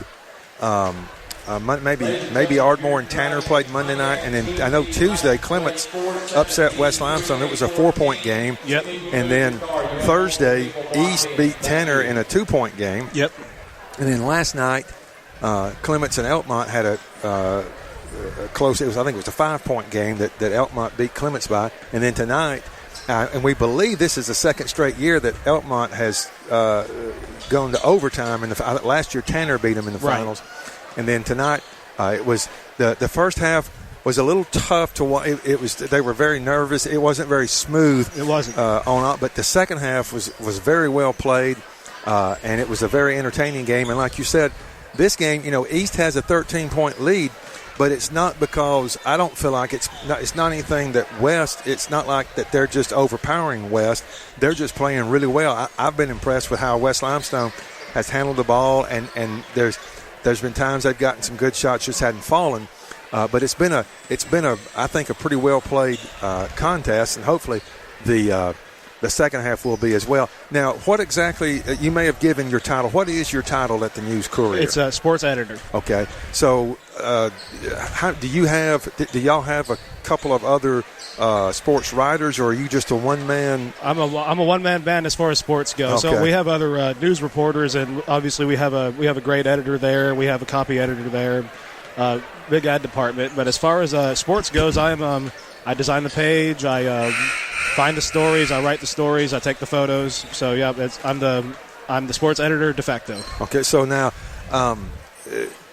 Do you? So you also do the online content. Now, is everything? And this I don't know. I guess that's why I'm asking. Is every story, if a person finds it online, is it also in the newspaper, the copy of the newspaper, or are there some stories that are just online that's not in the? So almost always the stories that are online are in print. So, for example, I can give you one that's not, though. So we don't have a Friday paper. Mm-hmm. So I put all of the score updates from Thursday online Friday, even though there's no paper Friday. Okay. And so I put an update from Friday's games. It's in this morning in Saturday's online edition, but obviously that couldn't go in print because it prints the night before. So if you wanted a physical, like if you wanted to read what happened in the games, you could see that on Saturday. Yep. But as far as getting the scores, you can see that the next day. Yeah, and I always post them online the day of. So So even though it may not be in print right when you need it to be in print, it's always online right when you need it to be online. And now with football, do y'all still use, like when I was growing up, the papers they called them stringers. Do y'all use stringers in football to cover? That's actually how I got started with the Athens News Couriers. I'm in school to get my master's degree in journalism, and so I wanted to do some part-time work. So I started off as a stringer for sports with a sports guy at the time for the News Courier, and eventually they promoted me up to full-time sports editor. So that's how So we use stringers for football games especially. We use them for bigger stories whenever we need them. We use them more for news, though, than for sports, I would say. Okay, well, I knew that, like I said, I had done that in college. I had worked with a couple of different papers and always enjoyed doing that because, it's impossible to have enough people to cover every ball game. You have to depend on folks that just do that. They're not hired by the newspaper. Yeah, what's really helped me is getting the coaches' phone numbers and emails and them reaching out to me with stats and scores because obviously with 9 teams playing basketball, I can't be everywhere at once. Right. Yeah, and if they use Max Preps and can get those stats, that's even better. Well, Adam, we're glad to have you here. Yes, sir. We've started the third quarter, so we're going to let you go, but look forward to reading what you write for us in the future. Yes, sir. I appreciate you having me on. You're welcome. Okay. Action started in the third quarter. West with the basketball, trailing by 13. Smith has the ball at long range, looking over the defense. He's looking. He finds number 11, Griffin, swings it over to Patterson. Patterson's going to drive, spin, move. Shot good. Excellent move by Colin Patterson. And it's now 35-24, just underway here in the third quarter. East with the basketball and the lead. Kane dribbling the ball over to Eslick. He will penetrate, kick it out to Blanton. Blanton, shot fake, drive, layup. Good. Nice move by Jeb Blanton. And East back up by 13. Pressure now. Smith brings the ball down for West. He goes through the pressure, still dribbling, pulls up 10-footer, no good. Rebound goes to East. That was Kane. Over to Blanton, to McNeil. Layup in and out, no good. Excellent ball movement by the Indians, but they couldn't finish. Patterson on the fast break, kicks it to Weatherford. He misses it. Rebound goes to Poff. His shot is up, and it's no good. Knocked out of bounds by East Limestone. Very quick, just back and forth here to start off this second half. Just both teams going very heavily on the offensive. Bailey, it looked like about a fifth grade calculus contest. There was a lot of answers being shot out, but nothing correct. East with the basketball. Blanton over to Miles. Miles to Eslick at the left side. He's looking. Passes to almost back court. He got it to Kane, but Lacta went back court. He did recover. Now he pulls up with a 15-footer. Shot no good. Rebound by Poff for West Limestone. He'll get it to Smith, and Smith will bring the ball down here in the early stages of the third quarter. West Limestone trailing East by 13. Poff with the ball under a lot of pressure. He drives. They're going to call an offensive foul on number 5, Brooks Poff. I think that's his first. We'll see. West Limestone foul number 5, Brooks Poff. His first. It looks like it just kind of maybe got a little too aggressive with the elbow, trying to create some space while he was driving. Yes. So it's a turnover, and East has the basketball. Kane dribbling at long range, just casually looking over the defense. He gets a ball screen, hits the roller. That's Miles. Nice play by East that time, and Miles gets the layup to give East their largest lead at 15, 39-24. Ball knocked loose, but picked up by West. Poff to Patterson. Ball is almost stolen, but knocked out of bounds by Miles. And he's had a very good game, Bailey. Yeah, I was actually about to say, Jalen Miles just kind of just being everywhere on the court right now, being a huge defensive threat and making some really good plays on offense, both in the paint and from the three-point line. West with the basketball. Weatherford. That's Tucker Weatherford. He passes over to Poff. To Wynn. Wynn's going to drive. He's going for the layup, and they're going to give the ball to West Limestone. I didn't think it got touched. I just thought he lost the basketball, but one of the East players must have knocked it out. Yeah, Jalen Miles, he actually knocked it out from behind. And inbounds to Patterson. Patterson, 14-footer, no good. Gets his own rebound. Nobody boxed out. Shot, no good. Tip, no good. Rebound, Patterson. He put it on the floor. God bless him. And now he gets a basket and a foul. Yeah, Patterson was just fighting for his life down there in the paint, in between just about every single East Limestone player fighting for those rebounds, and he finally got it with an and one to boot. So he's got the chance to complete the three-point play and cut the lead to 12 if he can. 5:11 left in the third quarter. 39-26, East Limestone over West. Patterson's shot is no good. Rebound goes to Miles. Good box out by East that time. So Kane will bring the ball down. He's getting a play call from Coach Matt Smith. Kane nods in approval, and he's dribbling at long range. Here comes a ball screen by Miles. He rose, nothing there. Kane penetrates, kicks it to number 22. His shot is no good. That is Jacob Eslick. And the rebound goes to Wynn for West Limestone. Gets it to Patterson. Patterson coming down the floor, picks his dribble up, finds Smith at the top. He'll drive, dishes to Weatherford. Excellent pass. Weatherford sticks it in the orange plate. No good. Gets the rebound shot. No good. Wynn with the rebound shot is good. You can fall a little fadeaway there from Wynn. Good. Yeah, that's one thing you can say about West Limestone this game. They have been nothing but tenacious. Yes, they are playing hard. McNeil with a long-range three. Shot no good. Rebound by Kane for East. He'll pass it out to Eslick. Over to McNeil. He'll drive left side. Tough shot blocked by Wynn. Rebound goes to Weatherford for West Limestone with a chance to cut it to single digits. with the basket here in the midway point of the third quarter. Patterson catches the pass. He's in a little bit of trouble. Long pass to Wynn. Wynn's going to spin move in the middle of the lane. Shot, no good. Rebound goes to Miles for East Limestone. He'll get it to Kane, and Kane will slowly bring the ball up. Crosses half court now, looking over the defense. Kicks it to McNeil. McNeil to Miles, top of the key, three. You can't let him do it. It's good. And East Limestone is calling a 30-second timeout, so we'll keep it here. 3:31 left in the third quarter, and East leads West 42-28.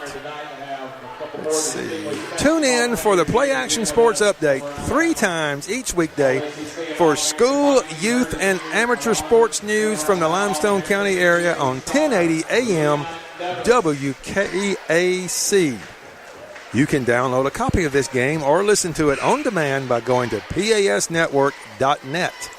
There's a streaming schedule of upcoming games and links to our mobile apps too. And if you like to just say, hey, I want to listen to something from a few months back, it is in the archive section. I don't know how far back they go, but I occasionally listen to the games I coached at Clements, especially the victories, and enjoy those immensely.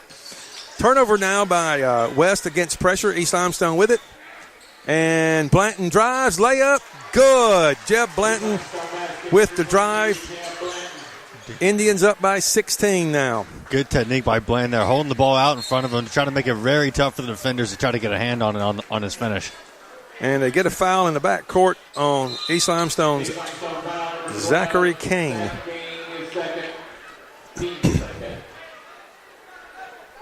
So it'll be West Limestone basketball trailing 44-28. 3:12 left in the third quarter. Ball inbounded to Smith. He's going to drive. Nice move by Smith, and a layup is good.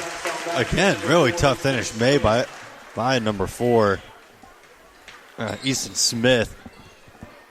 So it's 44-30. Smith with a tough layup, but he got it to go. McNeil with the basketball over to Miles, top of the key. Miles to Eslick. Eslick inside to McNeil. A little confusion there for East. Almost lost it. McNeil pulls up, three-pointer long, no good. He gets his own rebound, kicks it over to Blanton for the three-point shot, no good. Rebound loose on the floor, picked up by Patterson for West Limestone. They're on the break. Got 3-on-1. He kicks it to Poff. The layup is good. Yep, those plays right there are guaranteed points. So it's 44-32. West on a 4-0 run to cut the lead to 12. 2:19 and counting in the third quarter. Blanton with the basketball. He gets a screen on the right side. Nothing materializes inside. Kicks it over to Kane for the three-point shot. Good, excellent ball movement. That right there is what you would call, you'd want to give the hockey assist to the player that passed to the player that passed to McNeil. It was good ball movement by East Limestone. Yeah, that's the power of the extra pass. So West with the ball, trailing by 15. Smith was in trouble, and Coach Taylor calls a timeout. He's going to take a 30-second timeout, I do believe. He does. 1:50 left in the third quarter. East Limestone leading West Limestone 47-32. Let's see. Let's get us listen to the post-game show to hear who the Limestone County Player of the Night is. I butchered that right there, but I had to go with it. Our featured player will get a gift certificate good at either Village Pizza or Cream Delight. Now, did we name one for the girls yet? We have not. So we're going to keep you in suspense. Keep listening, and we'll tell you the girls and the guys Player of the Night. That's coming up right after this contest. So West now will inbounds the ball on their offensive end. Griffin inbounds it to Smith. Oh, how basketball would be different if you couldn't go back court to catch that.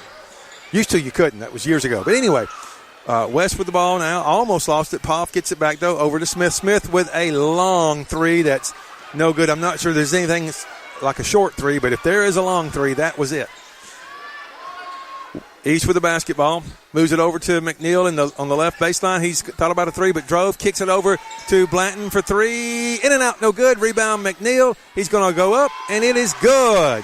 Good finish there by McNeil. Way to be there on the rebound and in a good position for that putback. 49-32, East ahead late in the third quarter. Smith with the basketball. He hits Wynn over to Patterson for the three-point shot. Short, no good. Saved, though, by Griffin. Shot blocked. It was Poff's shot was blocked, and McNeil gets, I think it was McNeil that blocked it. He got the block and the rebound. And McNeil's going to bring the ball down. Not McNeil, Miles. He got the block, the rebound. He's got the ball now. Dribbling at the top, looking over to his coach. Just dribbling. Kicks it over to McNeil. McNeil holding it at long range. There is a count. He'll take one dribble pass to Miles at the top. Miles is going to drive, kicks it over in the corner. Thought about a shot, but didn't take it. That's Jalen LaRue. So now McNeil has it over to Miles. Miles to McNeil. Nearing 10 seconds.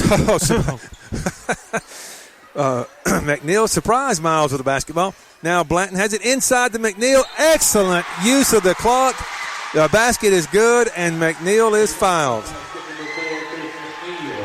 You know, some folks don't like to see the ball held that long, but when it works like that, I mean, that was East Limestone just using the clock, moving the ball. They caught West Limestone. I won't say sleeping, but they kind of caught them off guard a little bit, got the ball inside, gets the basket and the foul. His free throw is no good. Rebound goes to Poff for West Limestone. He throws one from half court. That is no good. That'll end the third quarter of play. Your score, East Limestone 51, West Limestone 32. You're listening to Limestone County High School basketball from Play Action Sports. Whether you're in the market for residential or commercial property or looking to sell your current home, land, or building, make your first call to the Phillips team at Alabama Real Estate Solutions. Paula and James can help you with everything you need, whether you're buying or selling. Call Paula at 777-4916 or James at 656-2370. You can also see their listings online at alrealsolutions.com. Look for them on Facebook, too. The Phillips team at Alabama Real Estate Solutions. Real solutions for real estate. Are you a good sport? Enter your name to be our good sport on the Play Action Sports Report. Every Wednesday during the podcast, we'll announce the winner. You might pick up a $25 gift certificate from Max Steakhouse in Athens. Just go online to pasnetwork.net, look for the Good Sport tab, and register. The Good Sport. Our next one could be you. From Max Steakhouse and Play Action Sports.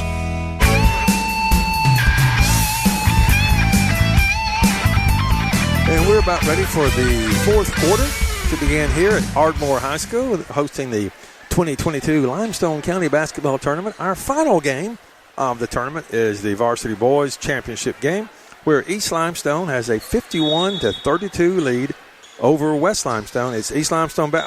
Oh, it's hard. It is difficult to go back court on the inbounds.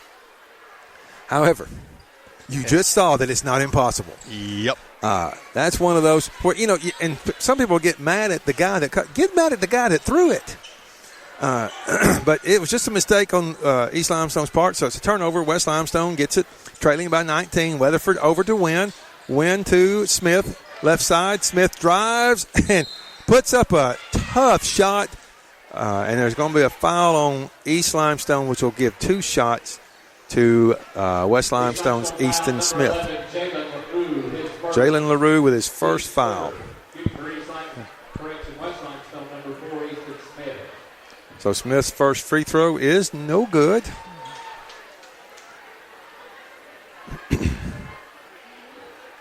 I think Coach Matt Smith is curious about that call, but there was a lot of contact. Second free throw is good. It bounced around the rim and fell in. 51-33, just underway here in the fourth quarter. East Limestone with the lead and the basketball. Under pressure is Gross, but he does manage to get the ball to Miles. East with the basketball. Pass over to LaRue, to Eslick. Eslick to Moore. Moore to Miles, top of the key. Miles dribbling, trying to get inside but can't. Over to Gross. East being very patient. LaRue to Eslick. Eslick drives right side, almost threw it out of bounds, but Gross saved it. Now baseline, running jumper or running one-hander, good. Very tough finish there made by Gross. Yes. And Riley, he's also just a freshman. East has some, I don't know what the competition is like in their area, but they've got some bright days ahead. They've got a very talented group of freshmen. Shot no good by West. Rebound goes to East. Down the floor, that's Moore with the basketball. He'll kick it up top to Gross. Gross looks inside but passes back to Moore on the left wing, or up top of the left side. He's under pressure by Weatherford but keeps the basketball. Now the ball is knocked out of his hands, and it'll belong to East, I do believe. Speaking of East, looks like we got some subs coming in. For them, we got number 12, Zachary Kane, and number 15, Hunter Wiggins. I would like to see if Coach Smith call headband and have all 5 of the headband wearers. I think they've got 6, so they've got options. Kane with the basketball up the left side. He's just dribbling, waiting. Now he penetrates and kicks it back to Eslick, who could have shot a 3 but thought better of it. And the ball goes back out to Kane at long range. Kane dribbling, right corner to Gross, inside over to Wiggins. Shot no good. Rebound by Patterson. Good ball movement by East. They just couldn't get the basket. Patterson drives coast to coast and lays it in the basket. He's also not taking any chance at a foul there. Just letting him come through. So it's 53-35. East up by 18. 5:50 and counting in the game. Gross with the basketball, right wing. Heavy pressure from Smith. He kicks it over. Let's see. That looks like it's going to be Kane who drives, and they're going to call a foul on Tucker Weatherford for West Limestone. Looks like that will be his third. West Limestone maybe starting to face that kind of foul trouble we were calling earlier, but during this game they've done a good job of when they have fouled. They've been pretty spread out. Yes. Shot blocked by Patterson, but rebound goes to Eslick. He's fouled. In the NBA, I believe that would be an and one, but I don't think high school. They're discussing something.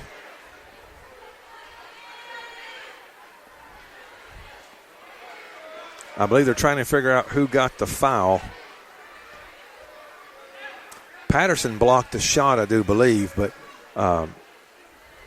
and he also gets the foul. Ooh, I guess this is the NBA. They counted it, so it's 55-35. Good move by Eslick to actually got his shot blocked, got the rebound, a little up and under. Foul was on Patterson. That's his third foul. So Eslick will shoot one free throw. And it is good. I actually kind of have a question about that myself, because I know they counted in college too, but I didn't know about high school.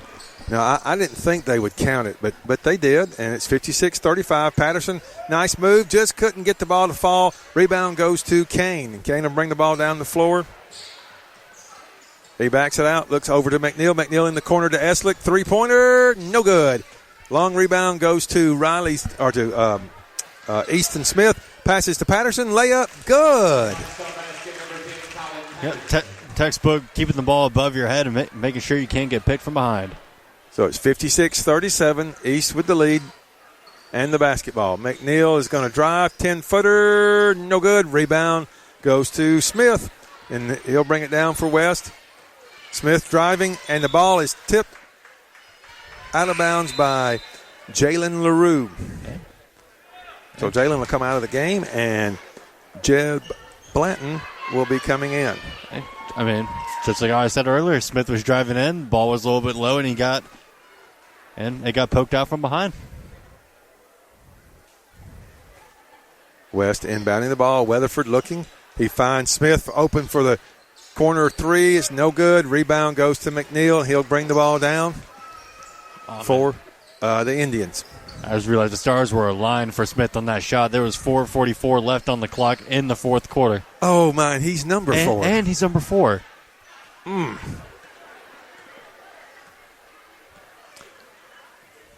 East with the basketball. That's Kane.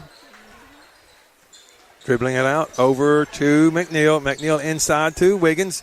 Wiggins on the baseline being double-teamed. Looking, and he puts up a shot. No good. Tip, no good. Rebound by Griffin, and they're going to call a jump ball. as Wiggins tied up Griffin, but it will be West Limestone basketball as we're just about at the midway point of the fourth quarter. East in control, 56-37. Smith drives. He gets in the paint. The shot is good, but I think it's on the floor. Yeah, I believe he called that on the floor.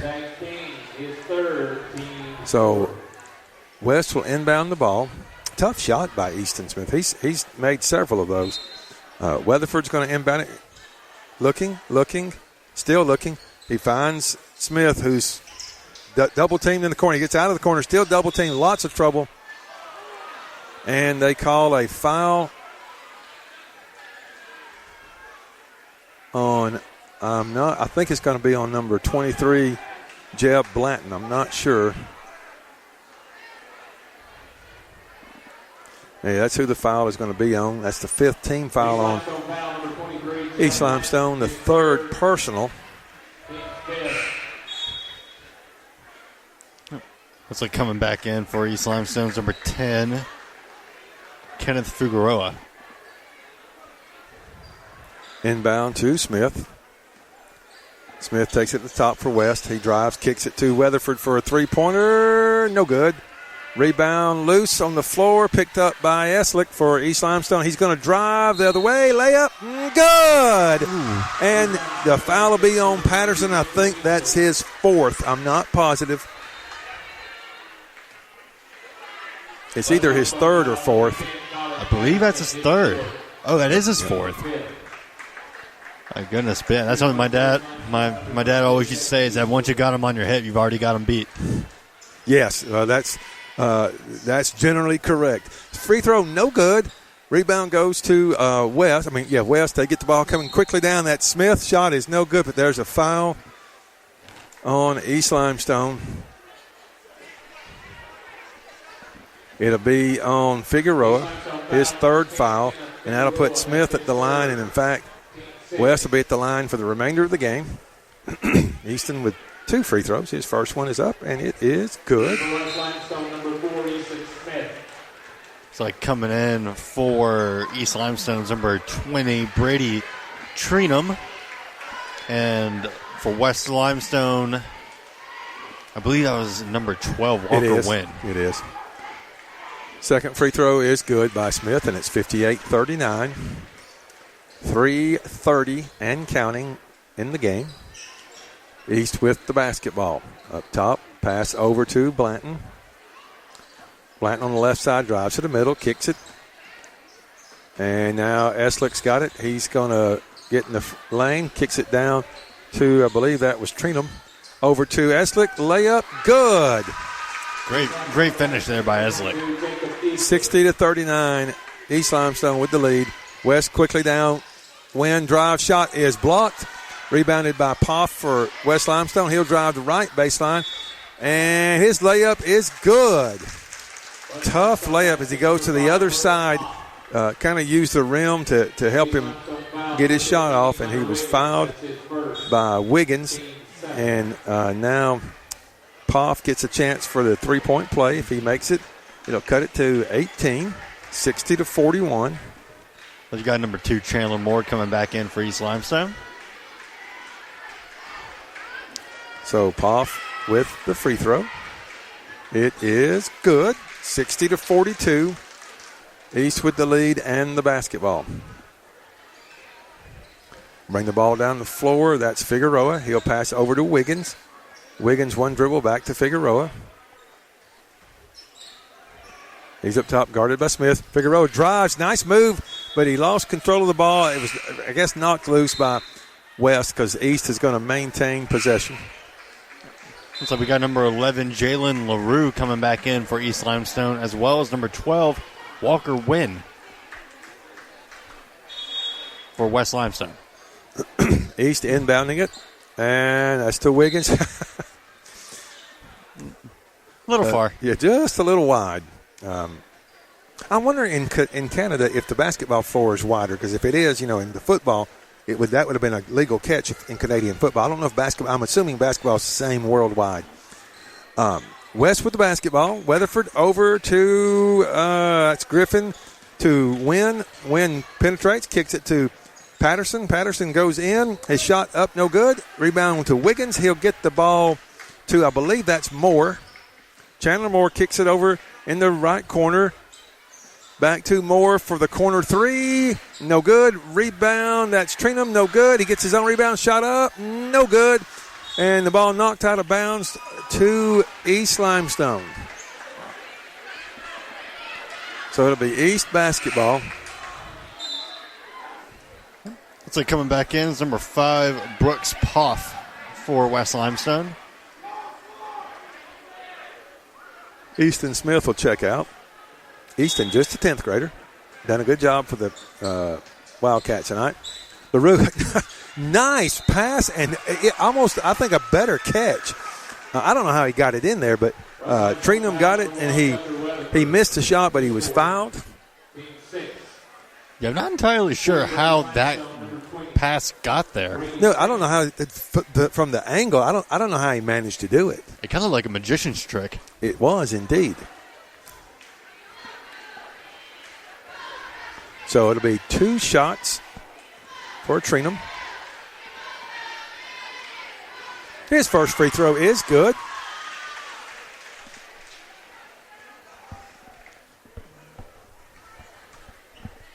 And his second free throw also good. 62-42. 2 minutes and counting in the ballgame. West with the basketball, and they're trailing. Patterson with it. He's going to drive. Dishes down to Griffin. Nice pass and reverse layup. Good. You like to see that because that's one of those where a lot of times with a score like this, the guy that has the ball just shoots it instead of. But he found his teammate and he got the basket. He gets the assist at 62-44. East with the lead and the basketball. LaRue with the ball, long range, dribbling it. Gets it over to Figueroa. He's looking, just dribbling, and finds, looks like Trinum. And he goes into the paint. Shot blocked. No good. Rebound. Wiggins for East. He's got the ball now. Looking, he kicks it out. And Figueroa has it, nearing the 1 minute mark. Passes to LaRue. LaRue to Wiggins. Wiggins will drive baseline. Double team, but pulls up. Shot good. Nice shot by number 15, Hunter Wiggins. Very tough shot there, especially with a hand in your face.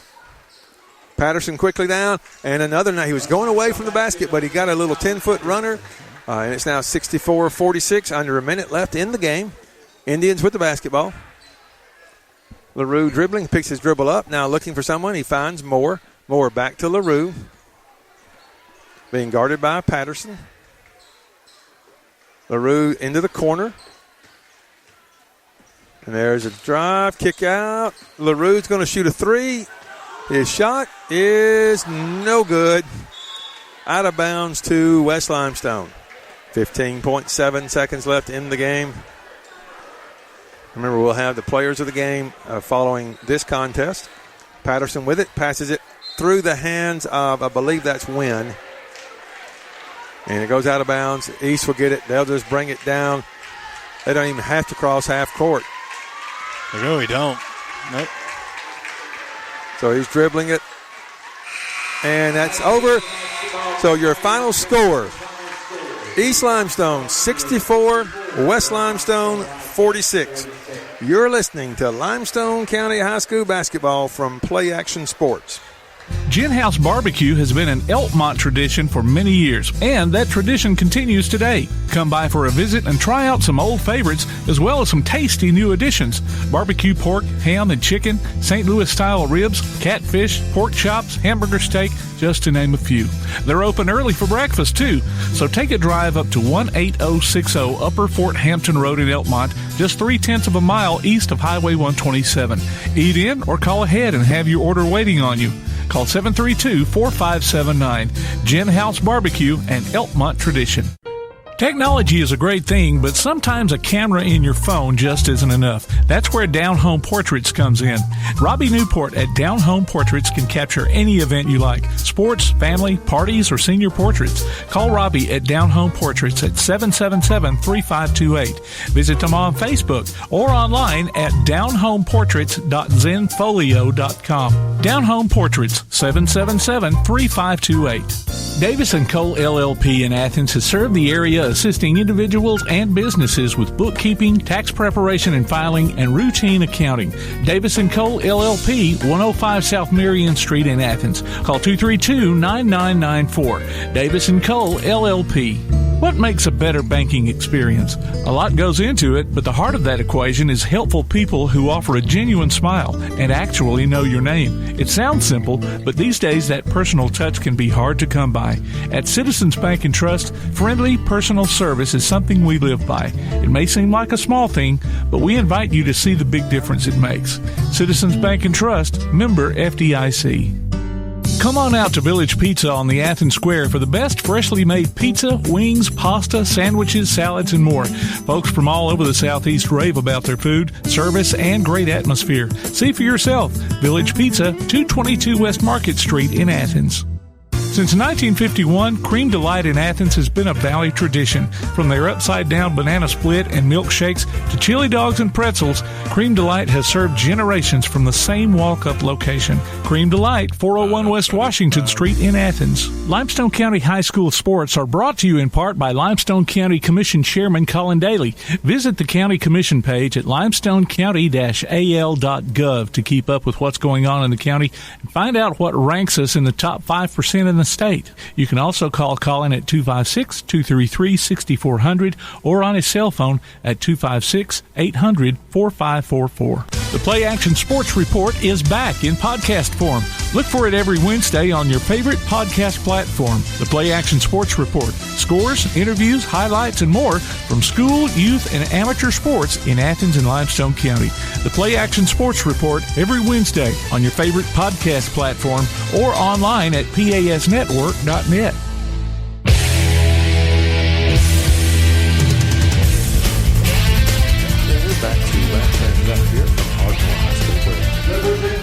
Tonight, the East Limestone Indians won the Varsity Girls County Championship with a overtime win over the Elkmont Red Devils, and then the East Limestone Varsity Boys followed it up with a victory over the West Limestone Wildcats. And Bailey, your thoughts on the games tonight?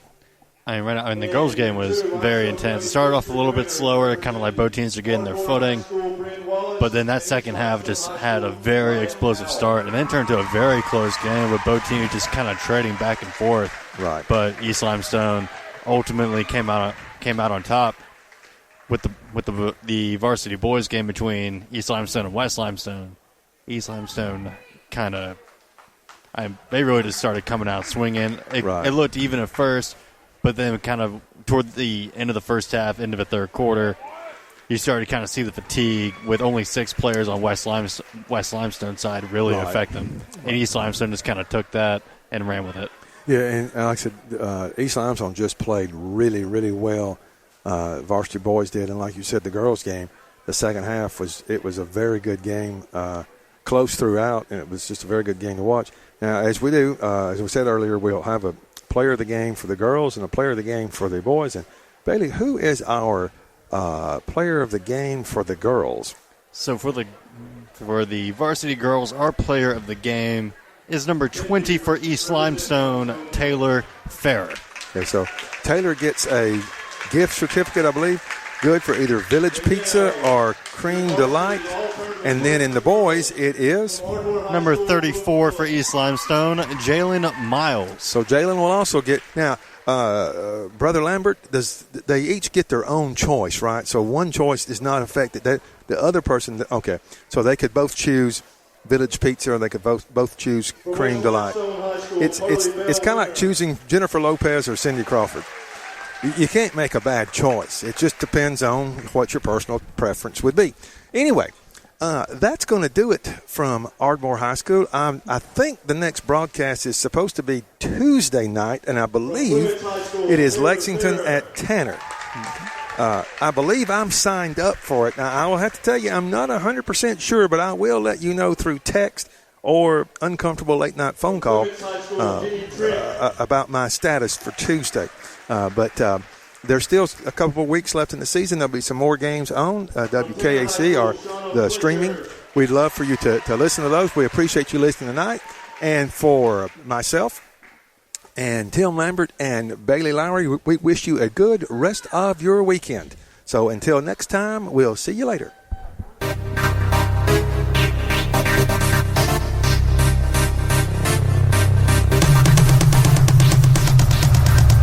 You've been listening to High School Basketball on the Play Action Sports Network.